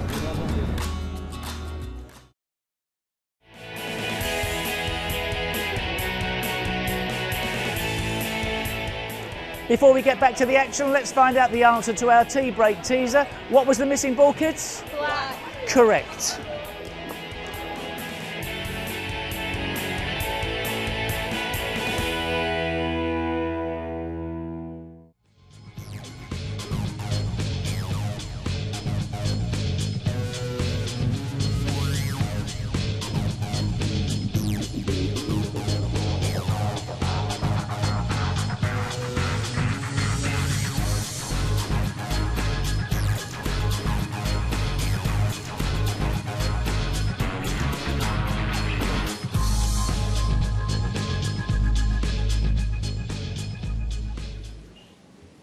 Sean Murphy breaking off in frame 5. He would have enjoyed his cup of tea the way he played in the opening 4 frames. Just the one missed ball that probably cost him the frame. That was the black he missed in frame 3. But apart from that, he's played vintage snooker. Yeah, it's great if you can only remember one ball you've missed, isn't it? You've obviously been doing something right. I think I've bumped into both of these in the corridor on the way to the dressing room. Was a problem. Couldn't find the key to his dressing room. So he was stood there in the corridor, Anthony, and Sean saw him and he looked extremely focused. I think everybody could have walked by him and he wouldn't have known what was going on. So he's definitely involved in this match mentally in a very good capacity.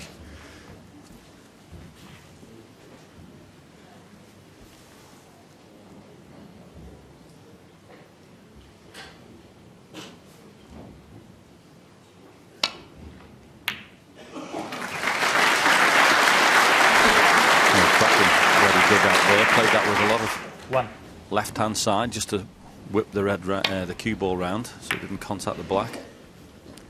Nicely struck. Yes, at first glance, when we look down the cue line there, I'm not sure whether the red potted without the amount of side he put on. May have just swung it a little bit. He could have played it better.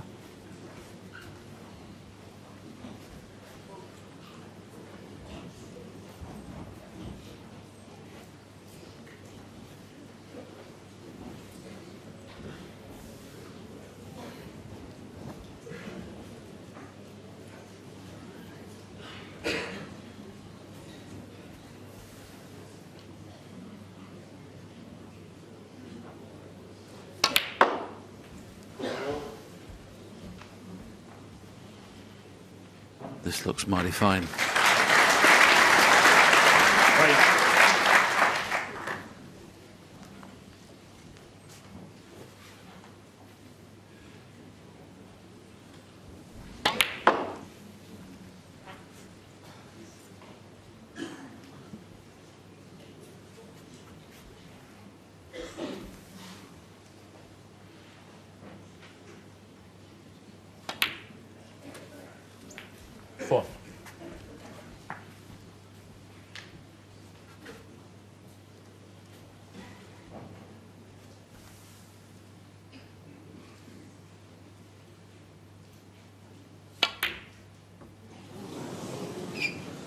Well, he missed a pink in the second frame, I think it was, which cost him a 125 break from his opponent, and this is another pink.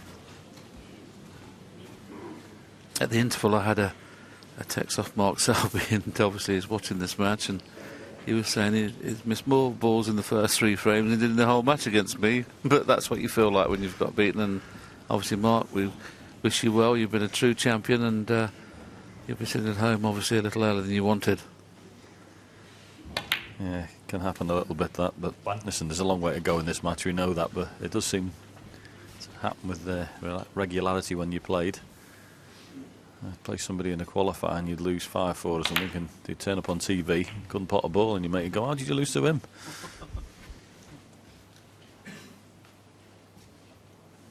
Eight.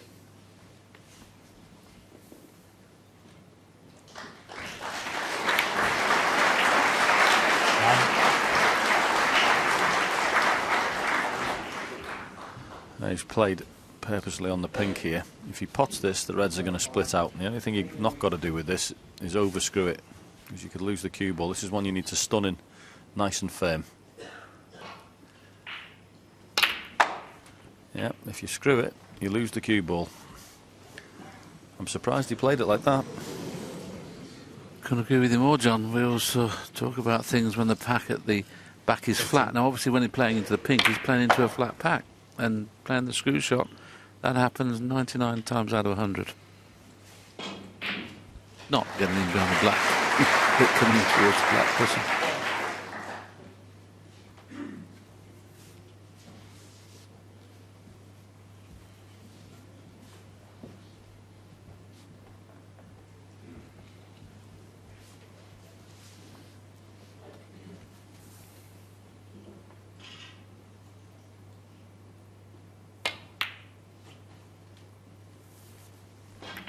Sean Murphy, 15.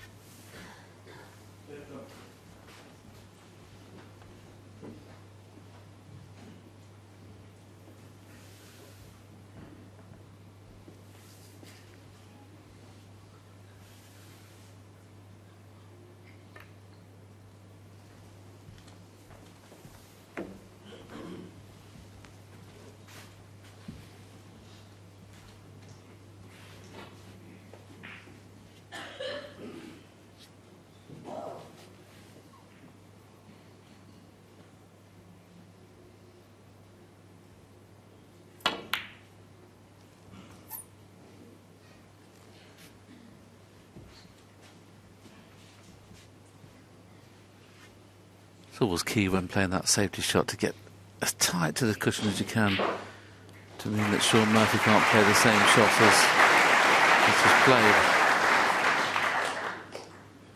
I don't know what he's looking at there. There's no plants there, is there?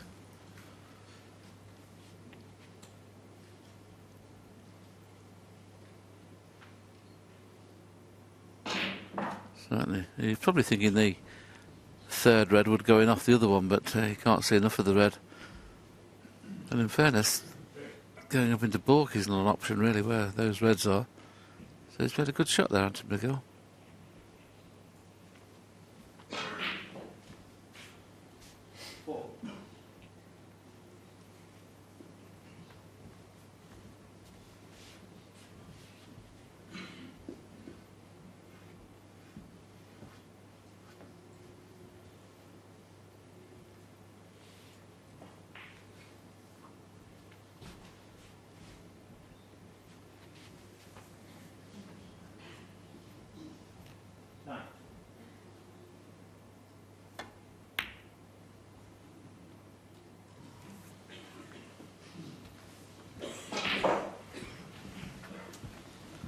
That's not a bad shot from Sean. He was in an awful lot of trouble there, and sometimes you just have to decide to play an aggressive shot, and he came very, very close to potting that in the middle.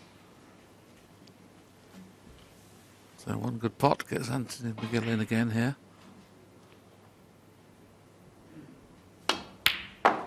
One. Very good at those kind of shots. Stun run through is one of the hardest shots to play at distance. There's no problem playing it when you're in close, but at distance, to judge the stun run through properly is tough. couldn't have played that better.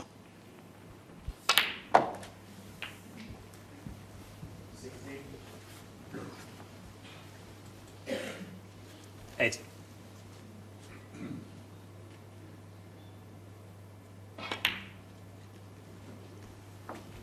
Nine.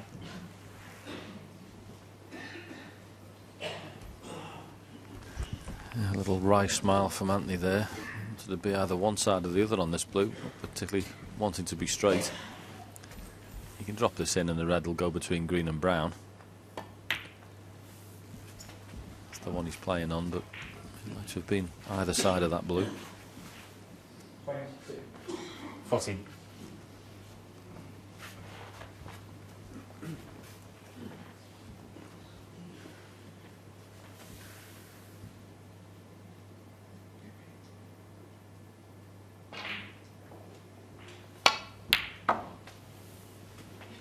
Fifteen.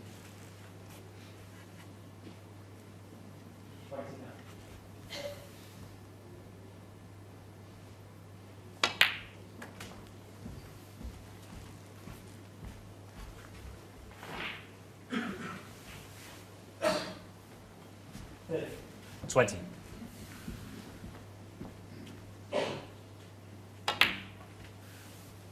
21.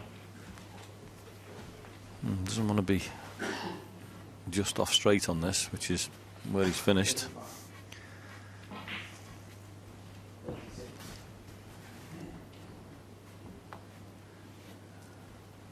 He just seems to have come on an awkward angle because the bottom red on the right hand side of the 4 behind the pink is available. So change your plan.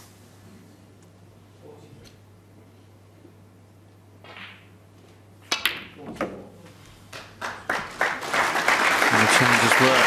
Hit that beautifully. Just played the little slow cannon in to almost nuzzed all 4 at the same time, but got nice on a red. One more good shot needed. Not guaranteed to get an angle on the blue here nicely, because he's going to be screwing into the pink.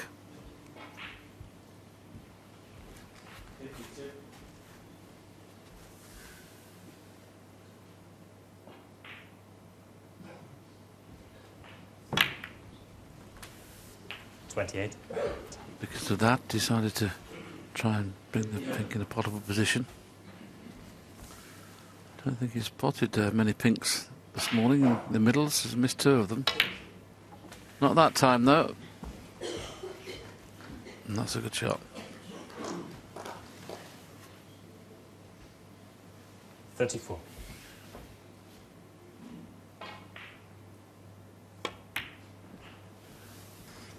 Yes, he's taken these very well so far. It looks like one of those instances where the mid-session intervals come at the right time.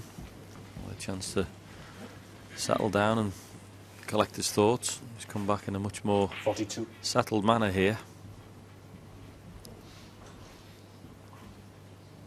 And if he does win this frame, which looks likely, he'll be pretty happy with 3-2 down after the way Sean Murphy started the match with consecutive centuries. Yes, this is the highest break of the match so far now. Break of 43 and counting.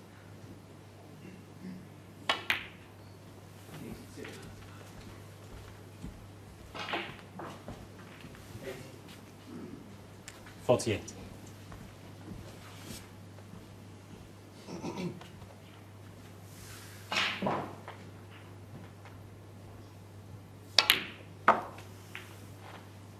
$49.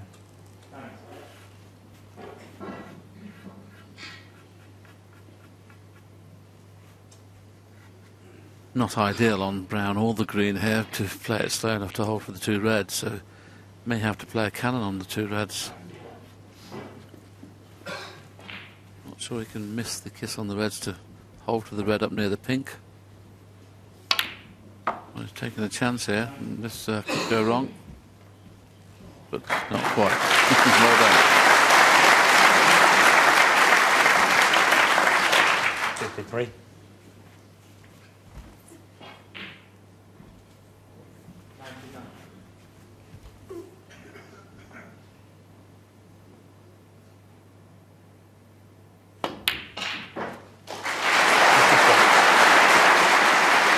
stuff this from Anthony McGill. Just this black required. Sean Mead and Snookers.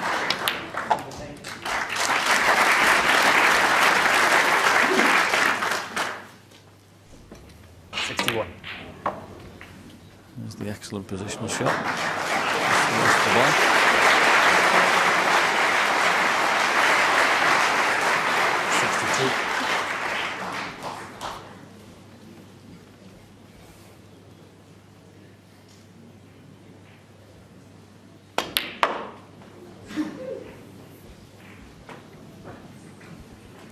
Played the cannon, didn't get it, but he'd be pretty delighted to have 66. Come back out of the interval and played so well. He's played this shot, this break beautifully. And still going, I think. Oh, not quite. What a lovely break of 66 though. McGill showing Sean Murphy is there, and he's going to be a challenge. But Sean Murphy leads by 3 frames to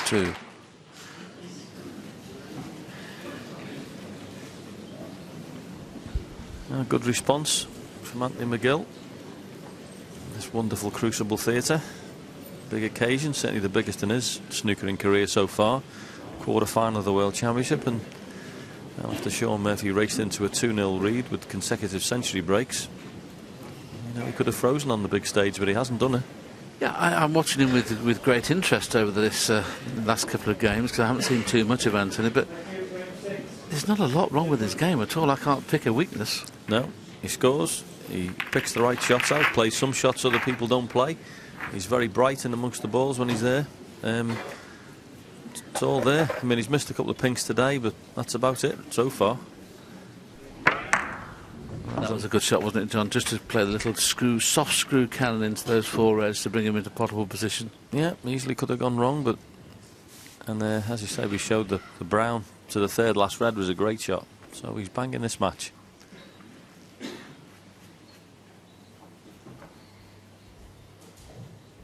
It's frame 6. Anthony McGill to break.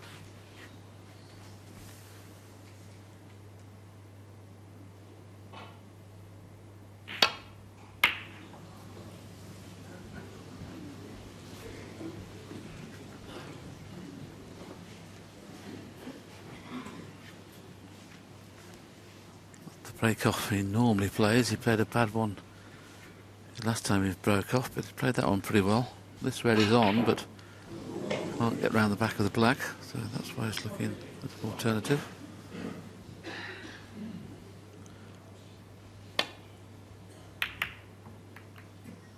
It's all about missing those baulk colours. It's amazing how big they are sometimes. They've always been there, but it's amazing that whoever invented the game and put those baulk colours in that position.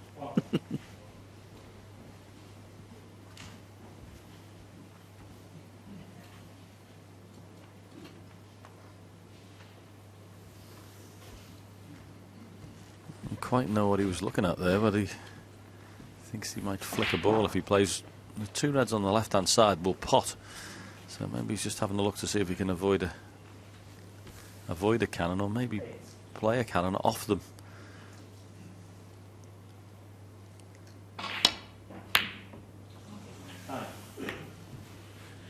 So I'm going to pot the ball. That's the priority.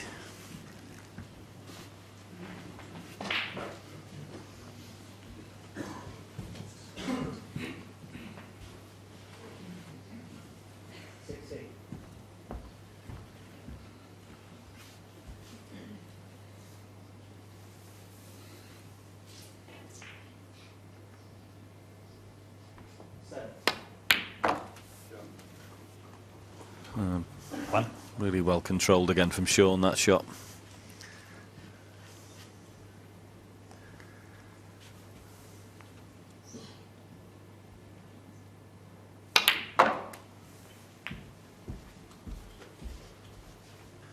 Oh, I think that's probably the first time I can say he didn't get into the cue ball properly there. I don't know whether he did get a heavy contact, because the cue ball's at least 3 or 4 inches short.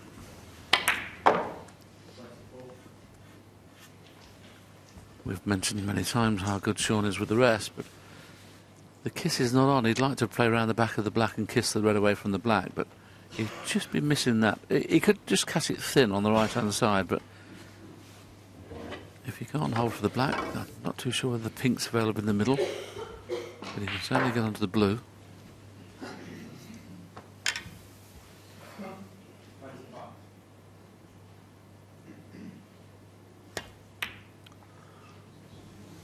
Well, phone the police, he's missed one with the rest.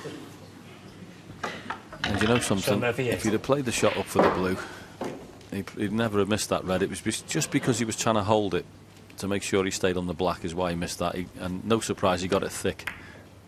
Because if you pot that with a natural angle, you would lose the cue ball and you wouldn't be on the black. I suppose the only thing he was thinking of was that red on the right-hand side cushion may have stopped him getting up for blue, but just having to hold the cue ball there made him hit that thick.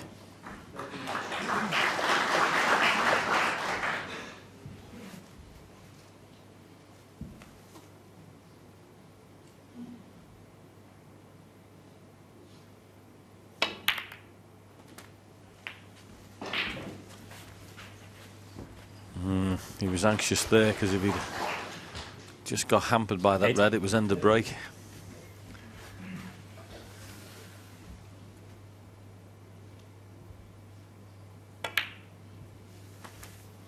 Nine.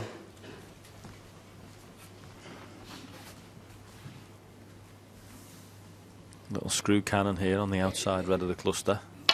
Made off the other one, same thing.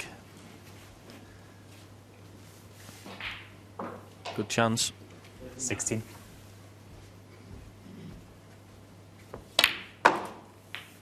$17. Done very well here, Anthony McGill. He's outplayed totally in the first 4 frames, really, and did really well to pinch the 3rd frame. And how important has that been, pinching that frame? Because breaks are 66 and 24 and counting here. Good level at 3-all in a few moments.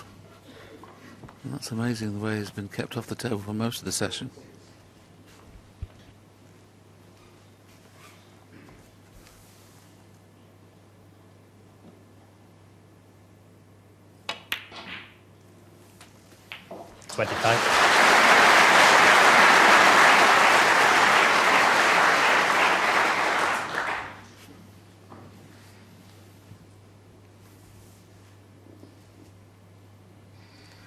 Just looking at the angle here, Anthony, to see which...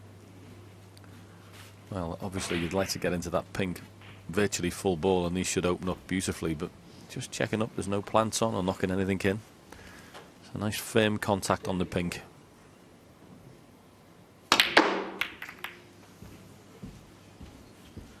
Didn't get the pink, as you can see, but has he got second prize? Certainly going to be hampered, whichever red he takes on. 30. He may have played the joint of the red and pink at the same time, but pink full ball would have been definitely the one he wanted.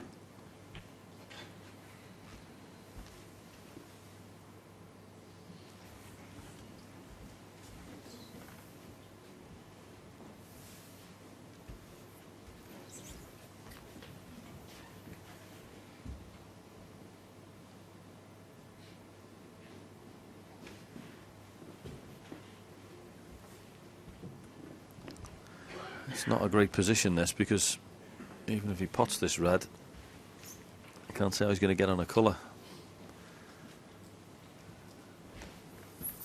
Hasn't really got a great safety shot because the red in the baulk area could prove troublesome there. So thinking required. He can pot the red in the baulk area, so he could take that red on. Yeah, I wouldn't mind if he was queuing it easily, but he's going to be hampered doing that, isn't he? He's hampered this end as well, isn't it? At least he's got a chance of putting distance. I think I might be tempted just to get the spider, drop the red in and play another safety shot. And just make sure you knock the red in. I think that one in the baulk area would just be too hard for me.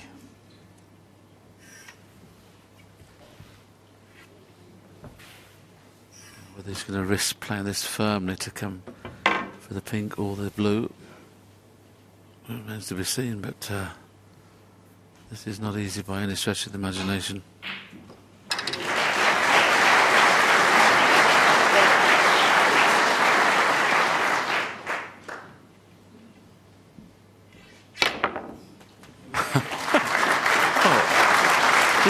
twice. How on earth has he generated that much speed? I can't believe he's generated that much speed. That was an incredible shot, wasn't it? I mean, usually if you hit it that pace, you miss it by a foot. To pot the red and to get that much out the cue ball is incredible. I think because it's bounced, it speeded up. That was unbelievable. I was just saying how difficult a pot it was, isn't it? You know, to finish there up and down the table, blew me over with a feather. He ended up there. Blue ball. Green ball.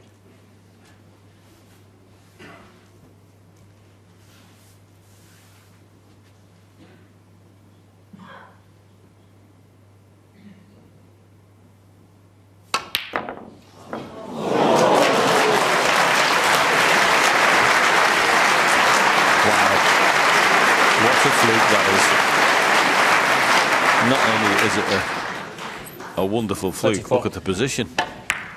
Jawed 100 mile an hour like a rat up a drain pipe, and right round and perfect on the red.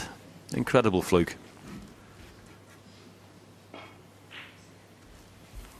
Held the hand up in acknowledgement of that fluke. Normally he just smiles.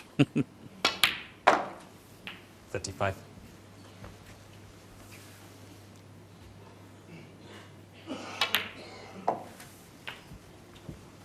Oh, they don't half help.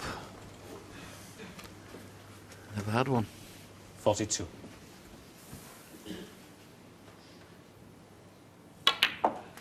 $43.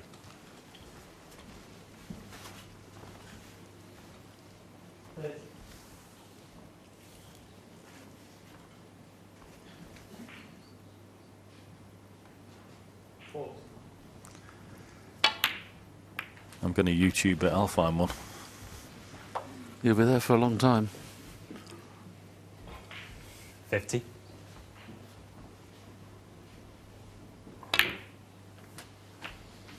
$51. Just push those two reds safe here. But he's 43 points in front, and he can win with the loose reds. Doesn't have to worry about the ones behind the black and the one on the right-hand side cushion.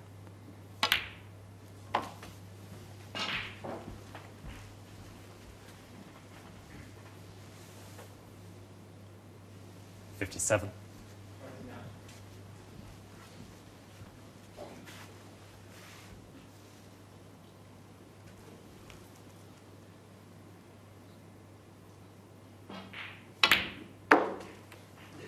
$58.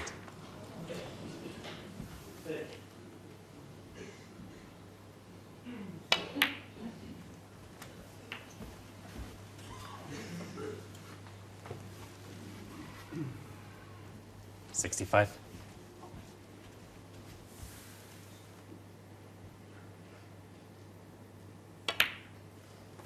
$66. So, for all the skill in the game and all the hours you practice and everything, you can't beat a little bit of luck as well. And there's no doubt about it, that green was a monster. Taking the rest of these very well, but you shouldn't have been at the table. That was a 73. massive piece of fortune. Anyway, you'll have bad luck in your career. Make the most of it when you get good.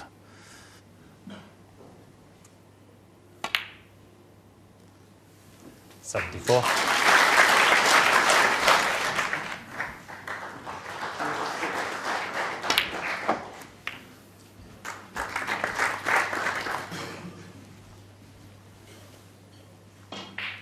$80.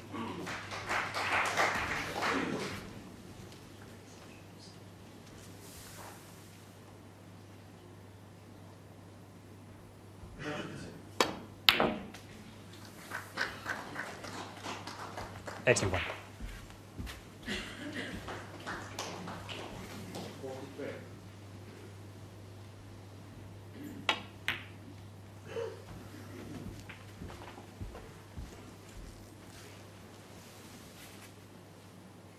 $86.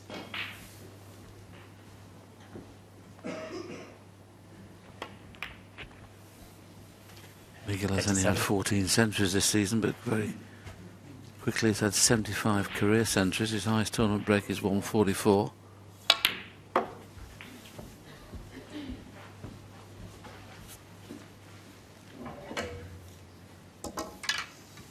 89.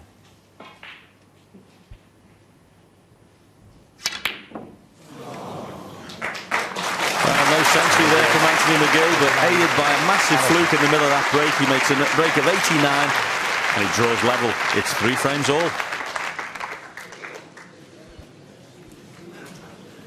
And Sean Murphy's one of my favourite players to commentate on, and I've known him since he was a 14-year-old boy playing in my club in junior tournaments and that, but I can never work it out why he's so good sometimes, yet he never beats. There's an exception, he beat Robertson 10-2 in the Masters, but never wins a match easily.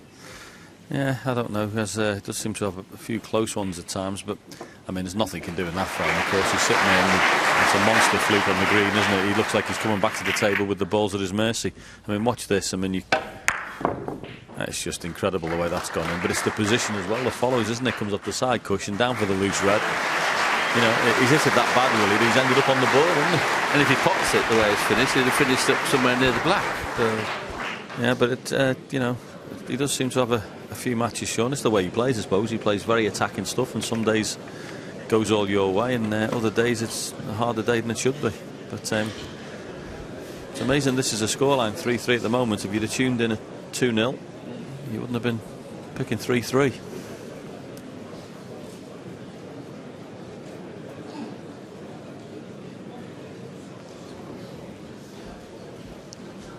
Thank you, frame 7. To say Sean Murphy's coming to the table, or if he comes out of this session maybe losing 5-3, even level at 4-4. Here we're certainly very disappointed not to have taken a little bit more control of this first session. You've got to give credit to Anthony McGill. Breaks of 66 and 89 in the last 2 frames. OK, John mentioned the fluke. It was massive, but he's taken the rest very well.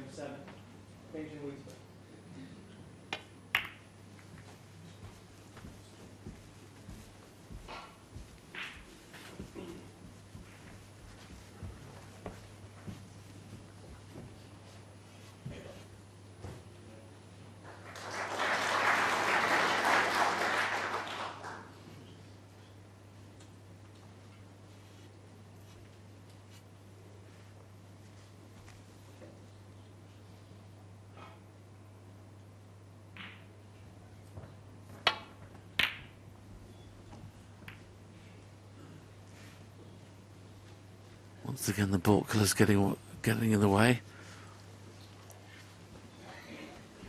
Yeah, blue out of commission now as well. I used to hate those frames when the blue wasn't there. It was always an insurance ball. If you lost position on pink or black, you could nick up the table for it, but you won't be potting many blues here where it is.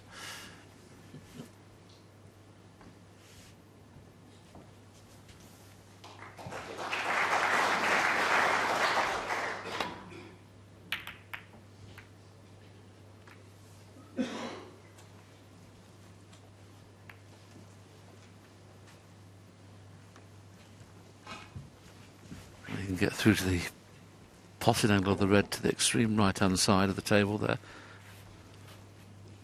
And he's looking to see if he can get onto the black. Obviously the black, should he get on it and pot it, will be out of commission after the next shot. That's the reason he maybe refused the pot.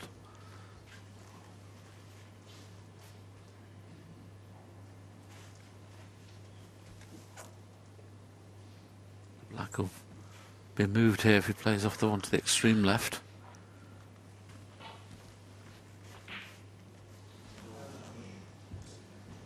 Just got to be a little careful. If that second red hits the black half ball, it may go right over the corner pocket. Got to be a little bit careful with the safety. When you see it hit the red thin, it hit the black thin. But he's played an excellent safety shot.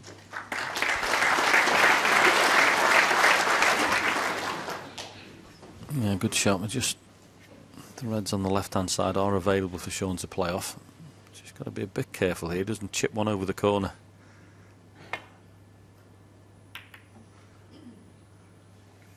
Good cue ball.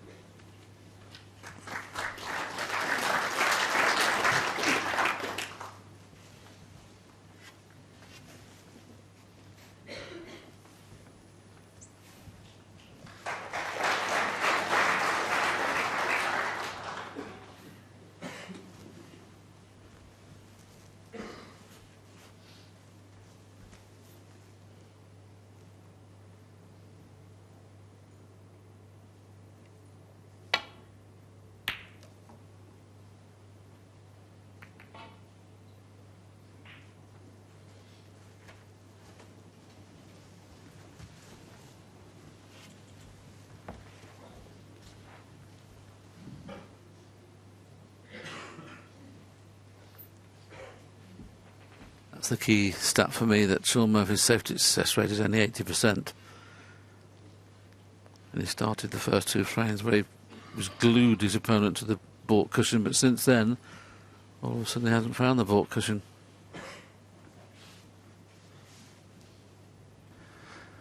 The one Sean's looking at here, I'm not so sure whether he can get at the red properly, because ideally there's two reds touching. He's going to play off the bottom one. 4 reds below the pink. He's got to make sure he doesn't get the cannon coming back. That was the one. He'd just do it. Yeah, good shot.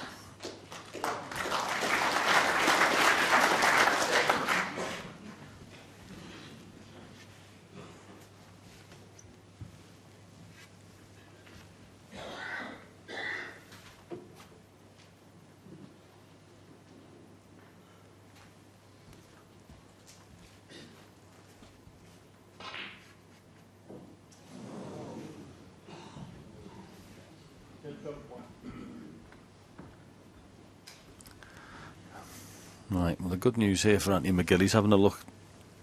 The outside red on the left, which is the one he'll be playing off, when he plays that, as long as he leaves the cue ball down near the green pocket, he'll have blocked off one side of the table completely. So once this red is removed, cue ball anywhere near the green pocket should make it more difficult.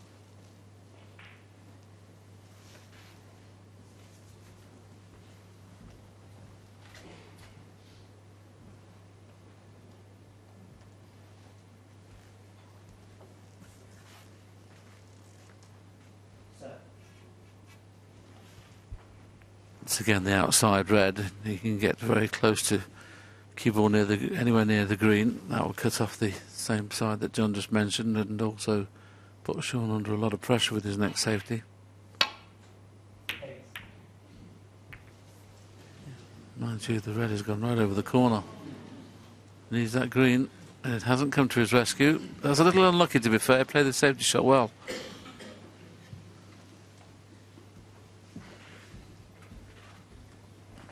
Just wondering whether he'll take a chance to play the banana shot here, will he? Don't know whether it's on, whether it's a little bit too close to the left jaw, but he played this with a load of topspin. Bounce it off, you would get on the black. Yeah, I was hoping you were going to explain, because some people wouldn't know what the banana shot was. Loads of topspin, as you rightly say. Don't know whether he's going to do it, but it's a chance. He's playing it, I think.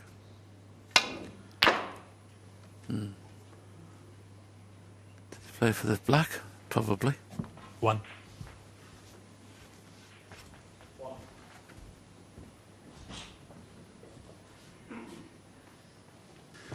Yeah, a little bit too thin on the contact, and this is a really horrible pot on the pink. If he takes it on. Far from easy.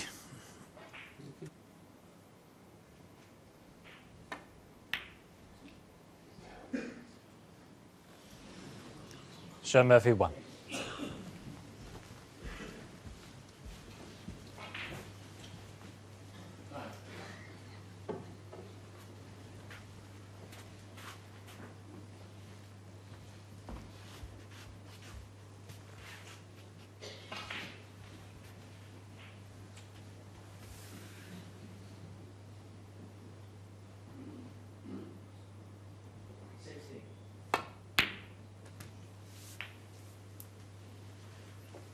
One.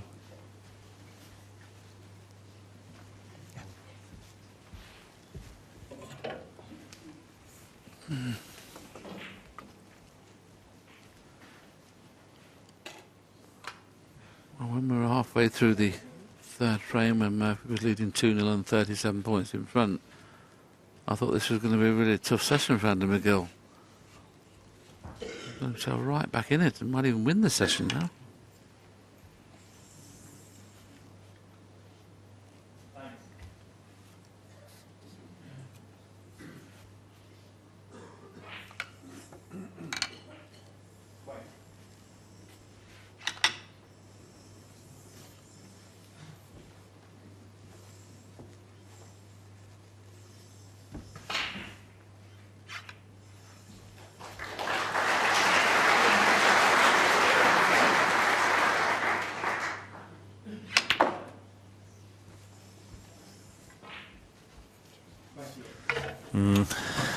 A little bit of deceleration on that. Not easy with that, the way using those extensions, the weight of your cue is all changed round, and you think that if you hit it hard you're going to get loads of screw back, and sometimes you get completely the 7. opposite.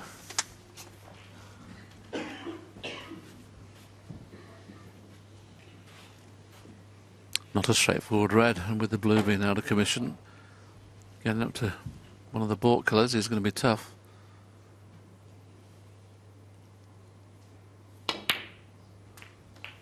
Never going to be easy to get onto one nicely, but he's got the 8. green.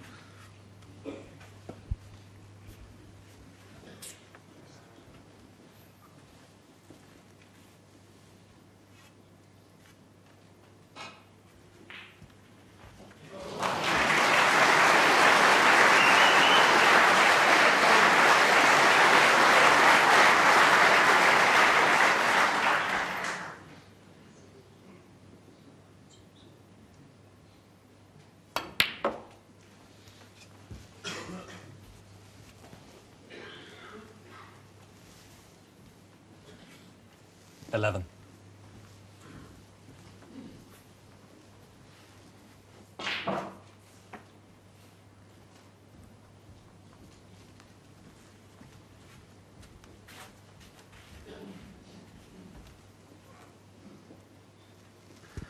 Slightly hampered with his cueing. Shouldn't really put him off. 12. It put him off enough not to get more run through on that stun run through. Borderline decision whether to take this on. Tough black. I would think safety would be the order of the day. Yes, has a big target from green to get in behind brown and yellow. If he wasn't hampered, I'd fancy him taking the black on, but hampered, you wouldn't expect him to, but he's decided he's going to do. It's not ideal to get onto a red as well. He's going to have to play top side of the pink to get onto a red. And that's what he's done. Brilliant shot. Every credit. Fantastic. Absolutely fantastic. They are so difficult. They're difficult if you went hampered cueing, but floated it in.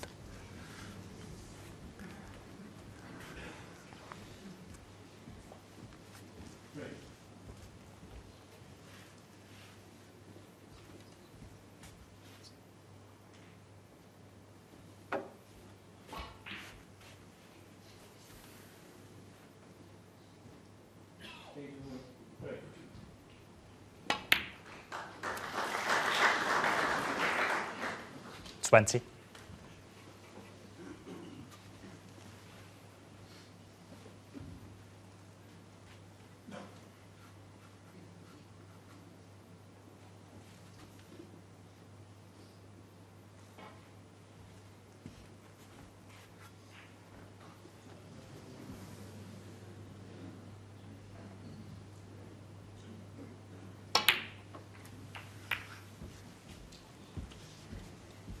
Not unlucky, played the aggressive shot there into the ball, but hit that first red full ball, which took all the pace out of the cue ball.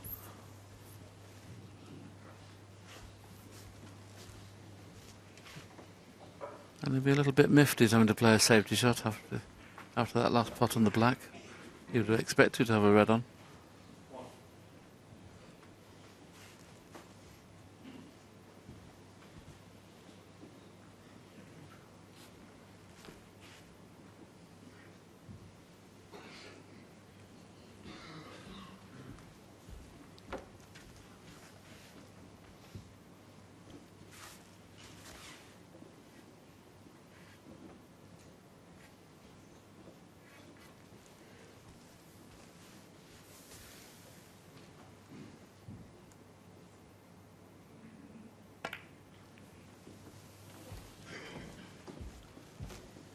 Anthony McGill, 27.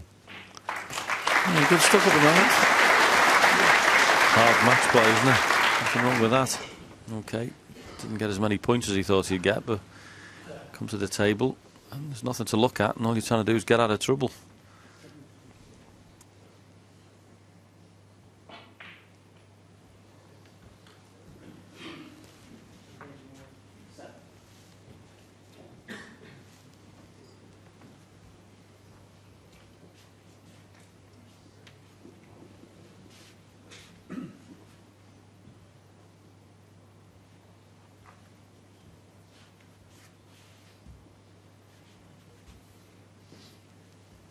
He's looking at twice across the rest on the two reds nearest the black, and I think they needed to be 2 or 3 inches further to the left to make this a guaranteed land on them.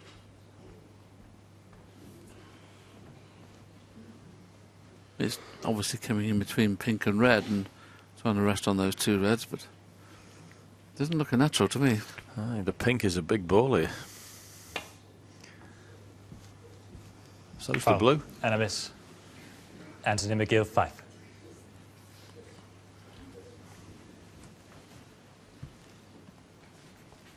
Okay.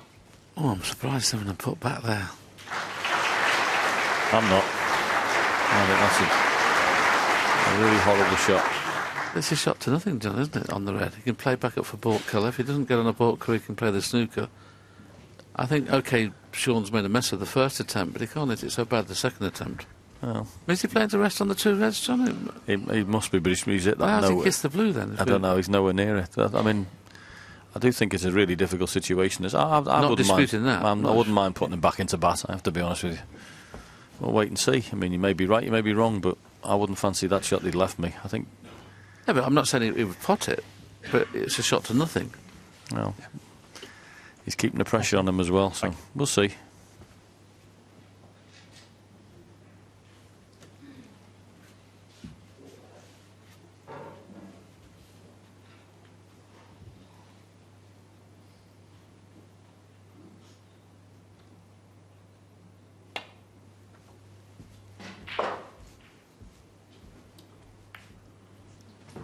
Yeah, he was expecting the slide off the second cushion to hit the two reds on the on the black cushion. But your choice has turned out right. John has now created an opportunity. He couldn't have left him better, could he? I mean, I know he could have gone the other way, but I mean, he's left him absolutely plumb here. If he couldn't have picked him up with his hands and put him in a better position. He's definitely in the ascendancy now. And if he'd looked after 2 frames, you wouldn't have thought that would have been possible. The way this is, Sean's going to have to do well to come out of this session level.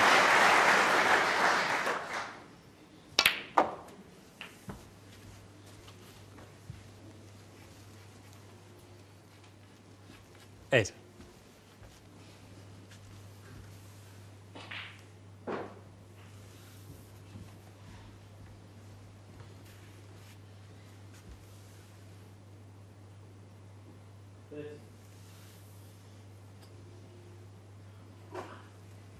He's not come ideally on this. He's just having a look to see if he can leave his cue in the gap. That's all he can do, release play it from there. Can't screw out the pink up the table, so just got to drop it in and leave the cue ball in the gap. At least make sure you're not hampered with your next one. Well, he is screwing it, is he? Yeah, decided he didn't like that, so played up. 9. Little flick on the blue made all the difference there. It'd have been plumb on the pink or the green. The little flick on the blues made it slightly more difficult. But he's got the confidence now. Bouncing around the table. 12.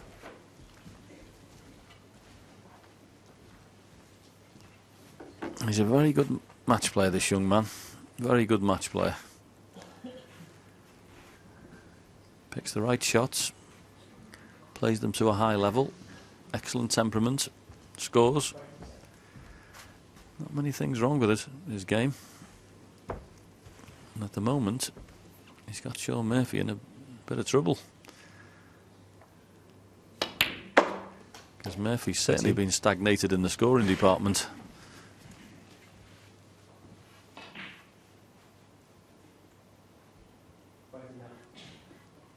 Yes, only 23 points in the last 2.5 frames from Sean. 44 in front, this will be 50. Needs another 3 reds, that's why he's played the attacking shot there, hoping to get on one, and not perfect, but he can play up into the ball carrier, so it takes all the pressure off this red. 19. He can play for the brown. So just be playing it onto the cushion behind the brown spot area. If this red pots, which I'm sure it does. So if it goes in, it'll hopefully be on the brown. If it doesn't, there's plenty of distance between everything. He may even try and hold for the pink. Well, that shows you the confidence of this young man. It really does. I mean, that for me was very dangerous playing it that way. Yeah, what he worked out though is the slower you play it, the better you give yourself a chance of potting the ball. And he's got confidence in himself that it's going to go in the hole, so that's the way he played it. He deserves everything he gets.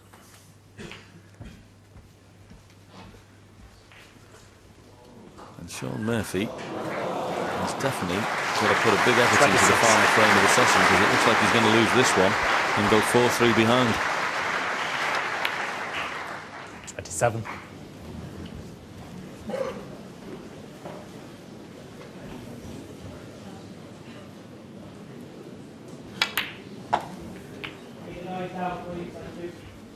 .65 in front, so this is frame ball. They may decide to 34. Get high on the black this time and bring the 2 reds into play. He's pretty slow on the black, but that was the key thing, winning the frame at that visit. Didn't play that shot very well. He's got to go over the yellow spot here of 2 cushions and get behind those 2 reds. Over the yellow spot. Behind those 2 reds. Perfect.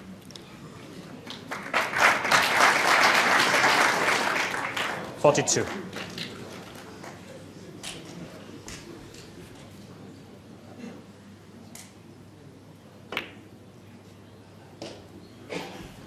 .43.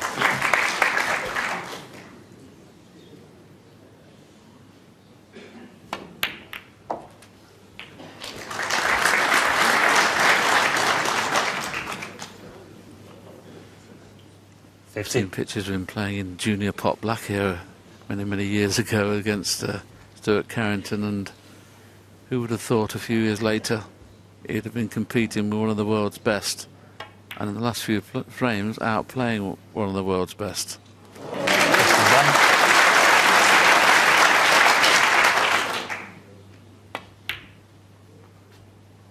Yeah, I think that text you had off Mark Selby will be getting changed as well.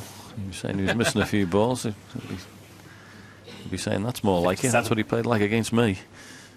Which is true. I mean, in the last session against Mark Selby, when the nitty-gritty was there and he led 10-6 and you thought, well, Selby'd make a bit of a comeback, never missed a ball. Very high quality this has been.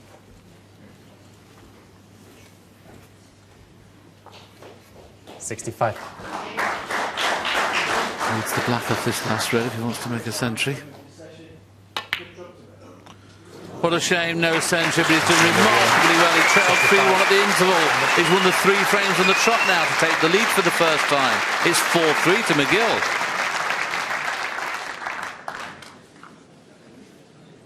Summarise, John. I just can't quite understand what's happened. Thank you. Well, a remarkable turnaround. 2-0 to Murphy, 2 centuries. Noise down, please. Anthony McGill hadn't seen a ball. Missed the black off the spot in the next. And we've said it on numerous occasions, haven't we? 1 ball can turn the match, and since then, really, it's turned round. And Anthony McGill, to his credit, has done what he's been doing in the tournament all the way through. Competing, scoring, playing the right shots. And Sean's basically not had too many scoring opportunities since then. And it's turned round, and to the credit of the young man, he's not overawed by the situation. It's the biggest match of his life, and he's playing exceptionally well. Summarised very well, if I may say. Thank you very much, sir. 24 points in the last 3 frames. This was the key shot, wasn't it? I mean, how many players would have played the black this way, John? I mean, this is a fabulous shot. I mean, it's a tricky shot anyway. I'm thinking, where's the red going to come from? And he's floated it in beautifully. I mean, you've got to cue that so good, because if you get any side, you're hitting down on the ball, any side at all, it swerves the white and you don't pot the black. So to play it so positively and get on another one and another red and go on and win the frame, deserved everything off it. Brilliant shot. It's a big frame for Sean Murphy, this. Well, he'll wonder what's happened, wouldn't he? If he came out of this session losing 5-3 and played... I mean, you couldn't play better snooker than he played in the first 2 frames and a bit. It was impossible to play better snooker. But, as we've said on numerous occasions, a century wins you 1 frame, doesn't it? Or in this case, 2 centuries won him 2 frames. But since then, it's not been all his own way, and he's 4-3 behind. Best of 25, of course, 8-8 and 9. So Sean obviously would still be favourite if it was 5-3 to McGill, but he certainly wouldn't expect that situation from 2-0 in front. Anthony back in the room. The final frame was just about to start. Thank you. It's the final frame of the session. Anthony McGill to break.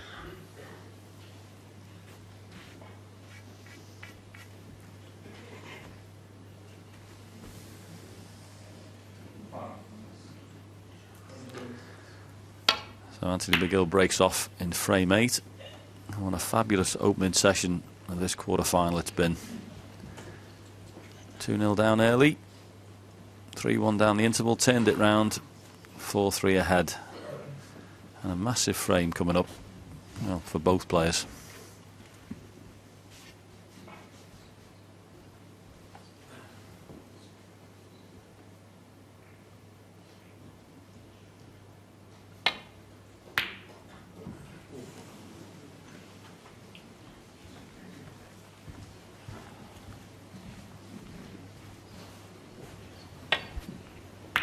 Obviously a very difficult pot, but he pots a large percentage of that kind of shot to Sean Murphy. He'll be pretty pleased to see that the ready played hasn't gone over a corner pocket. And when you're playing or missing a few, they tend to do that. I say it hasn't gone over the corner pocket, he still feels he can cut it in. Unlucky, unlucky. Sean Murphy 4. The smile returns. Here's a boy. It's good though, isn't it? I wish I could have smiled when I went in off.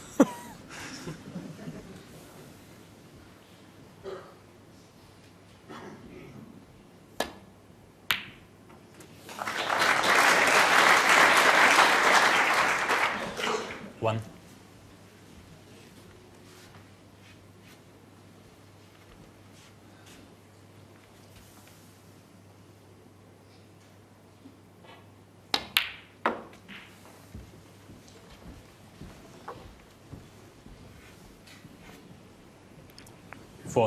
Fluke on the green gave Anthony the ascendancy to get back into the first session. A very unlucky in off there because it was a really tough ready played. Could have changed this session. Again, to give Sean a chance to level at 4-4. It's all about the angle he has on this next black. And the cannon he plays into the reds. Oh, decided to go up for the blue. Same thing, I mean, obviously he's still going to have to play a power shot. Yeah, I think these are lovely though, aren't they? It's all about pink full ball here. He gets this. This will be really nice.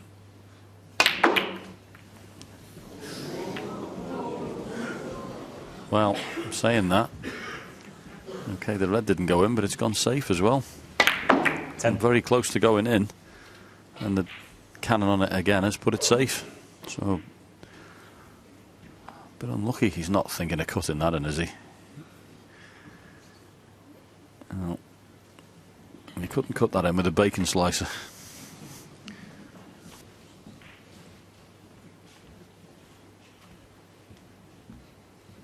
Do many players carry a bacon slicer with them, John? Settle down, please.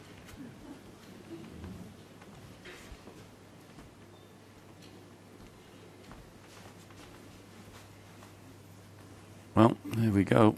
This is thin. Goodness me. Well done. Fantastic shot. And a little bit unlucky. 11. Well, pink tough, black tougher. Blue's okay, but you'd have to miss the kiss on the green. I didn't think this would cut in either, but he played it.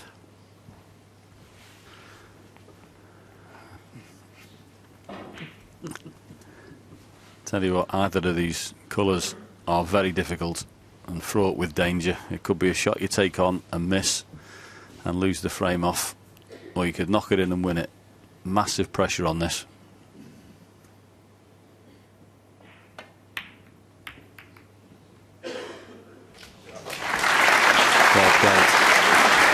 Good examples of both players today. Really played some shots, haven't they, under the cosh where they could have gone wrong. Anthony in the last frame, that lovely red in the corner, he floated in and held for pink, and that was another one. Excellent shot. He can screw off the red that's next to it and get onto the pink in the same pocket. That's what he's done, and that one shot has opened it 18. and given him a chance to score heavily enough to probably take the final frame of this session. But he's under more pressure now than he was when he started.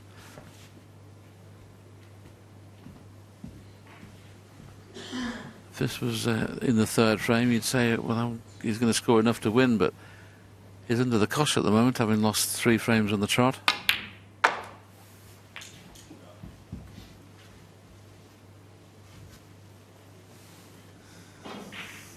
$24.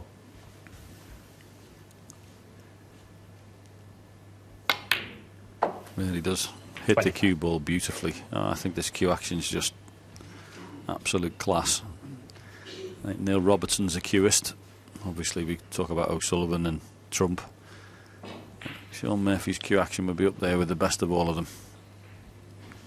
Strikes it with great authority.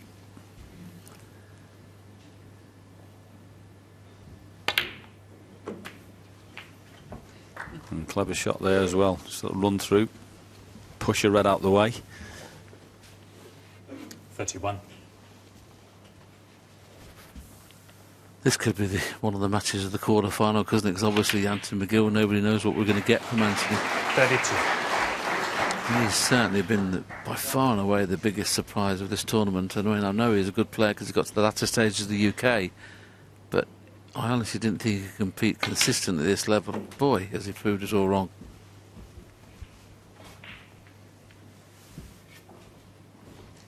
$38.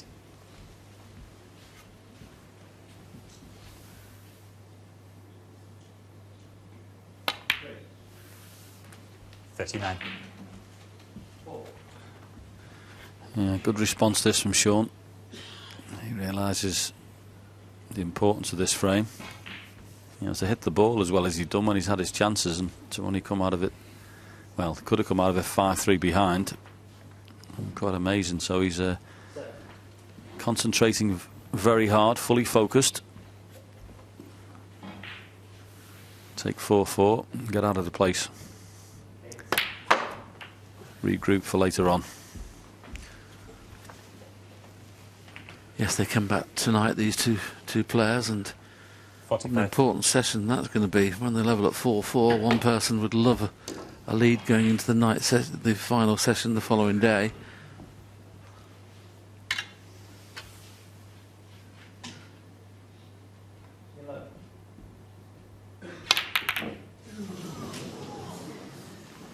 concentrating so much on getting a good white. The only good news is he's not left an easy pot on. Well, we always talk about how good he is with the rest. He wasn't there, and if he's got away with that, he's been exceptionally fortunate to cannon in that many balls and not leave Anthony in. He's just looking to see if this red will pass the pink up into the green pocket, and it must be tight because he'd be right down playing it already. Well, we've got a chance to show you a picture we're looking at, and I think that pots. And he can just play a little holding shot. Now, he doesn't want to screw right across the face of the pink, but just play a little steady one, and he doesn't leave the red above the black spot on. So just play this nicely, slowly. Played it too slowly. Wanted that white to drift another 2 inches to the right, and he'd been on the pink in the middle, and he wouldn't have left anything on. But if the pink passes the red, the way he's feeling, he might take it on, and it does pass the red. Well, he's 48 points behind, and he's got to score some points in this frame to get back in it, so he's not refused a shot yet.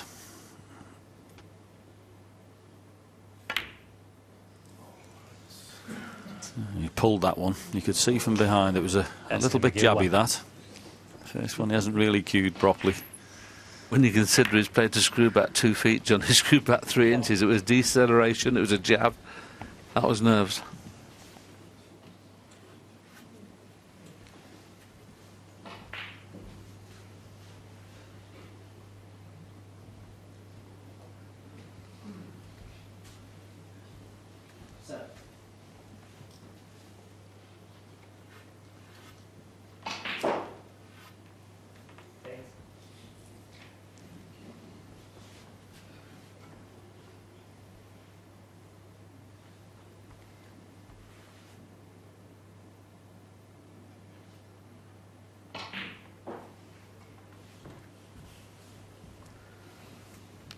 To play a telling safety shot here. He's 48 points in front. Yeah, and what he doesn't want to do, of course, he won't want to move any of the 3 reds that are on the side cushion. Why would he? He's got the 48-point lead. So just going to put another one on the side rail and wait for a better shot. Not like that, though, John. That's just put himself in trouble. Yeah. I mean, whatever you do, make sure he can't see the red he's just played.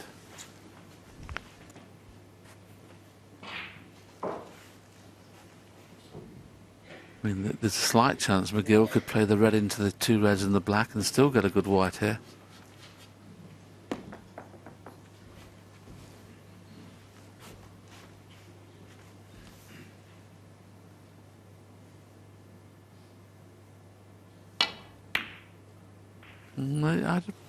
He got the line perfect, but with a bit more stun and a bit more pace, he'd have brought those into play.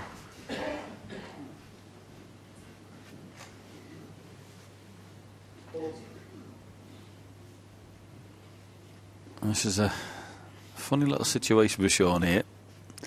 Difficult to actually play a good safety without bringing balls into play.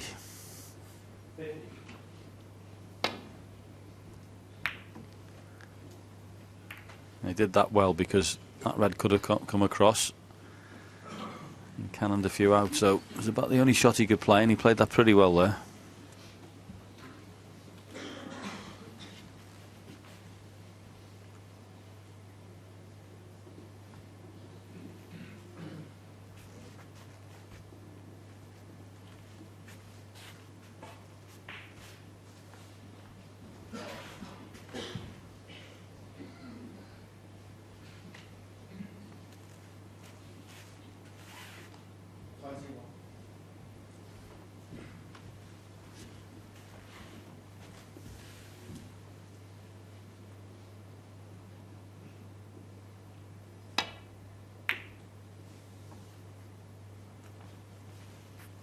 This is an effort, but unfortunately he's kissed the pink on the way down.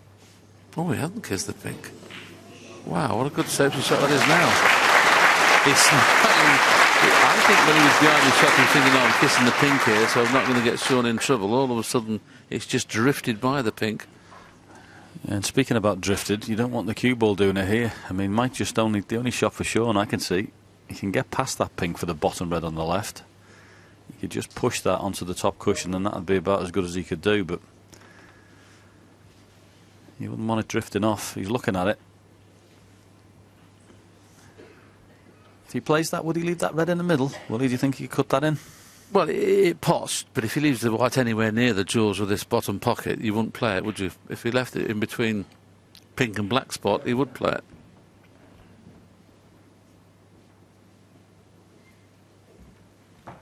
I don't see too many appetising alternatives here.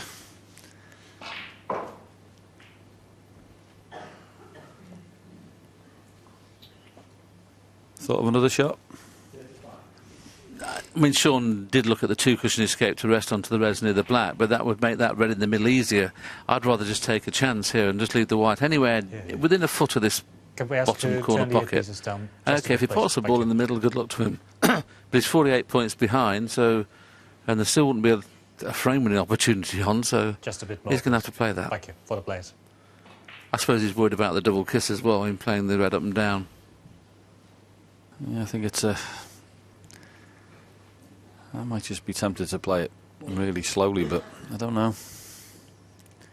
It's not nice either way. It is a. I don't blame him taking his time here. It's a bit of a head scratcher. Well, just coming up to 2 minutes' time, as you can see there. And he's still going to play the same shot we thought. Well, he hasn't. Well, he's played a remarkable shot. Very well played. Absolutely remarkable shot. Superb. And I didn't think that was on. I thought he might have been going very close to those reds and blacks with that, but he hit it to perfection. Here we see it again. I thought the cue ball might have come close to that red there, but couldn't have played any better. Can you imagine what we'd be saying if he'd have caught that slightly thick, that red, and careened into the three reds and blacks? We'd have been saying, what a terrible safety shot that was, but that was brilliant. Safety shot of the match so far.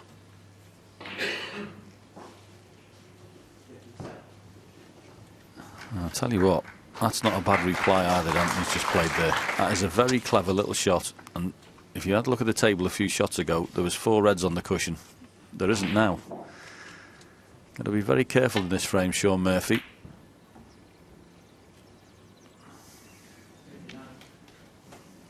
Good reply.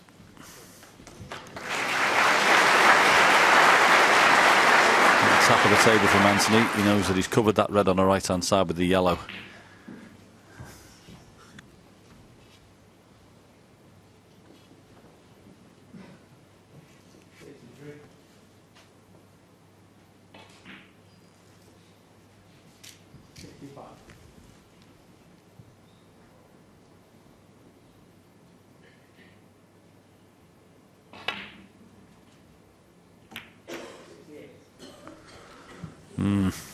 Miss-hit it, meant to get the red on the way down, not from behind it.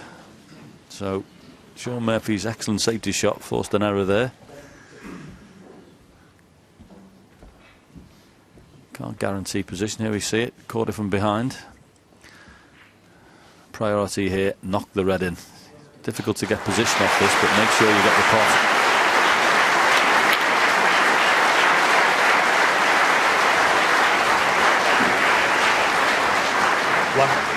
Just what he didn't want, that red coming over and covering the pink. Now, if it wasn't for the situation, Murphy playing the blue would be an absolute certainty, but the way this match has gone, having lost the previous 3 frames, just makes this blue missable. He's probably the best player in the world at this kind of shot, but things haven't gone his way in the last 3 frames, and he knows he's protecting a 49-point lead here. Puts an awful lot more pressure on this blue.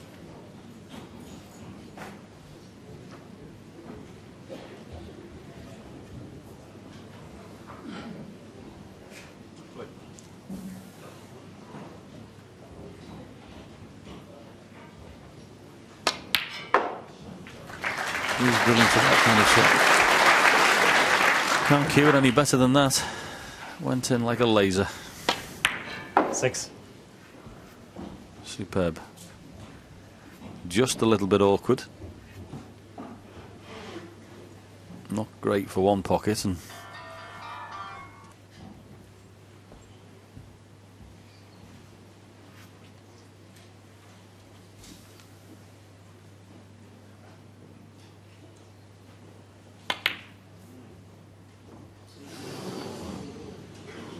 Sean Murphy, 6. Yeah, twixt and between that, wasn't it? Not brilliant for the middle and slightly off for the corner. And just caught the near jaw. They won't have it on these tables. And this is an interesting shot here. Do you go out full-blooded for the red? Take the consequences of where the cue ball's going to go. Could you get you right back in the frame, this?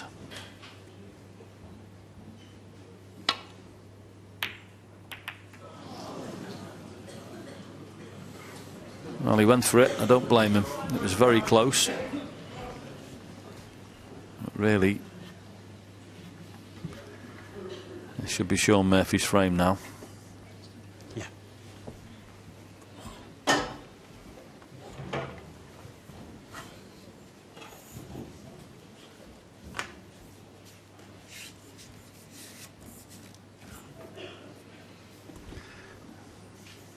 Thin clip on this, of course, with the extended rest, but anywhere on 5 colours up, blue or the balk area.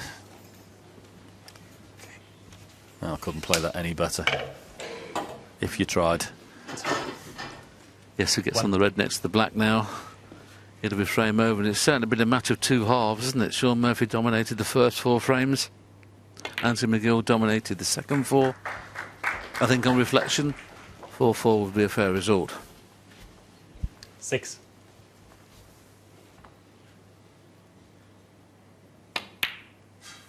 Seven.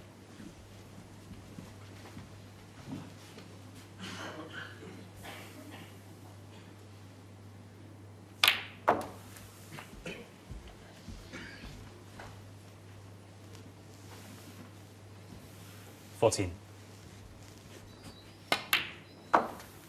15.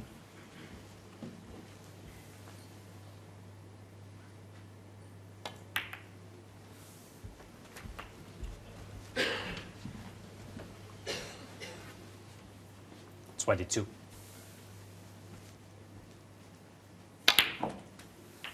23. 3-1, Sean Murphy would have been hoping to kick on and win the session 5-3 or 6-2. When he was 4-3 behind, the only scenario that would have pleased him is winning the last frame, and that's what he's done. It's a nice little exhibition shot. What about this? How nice is that?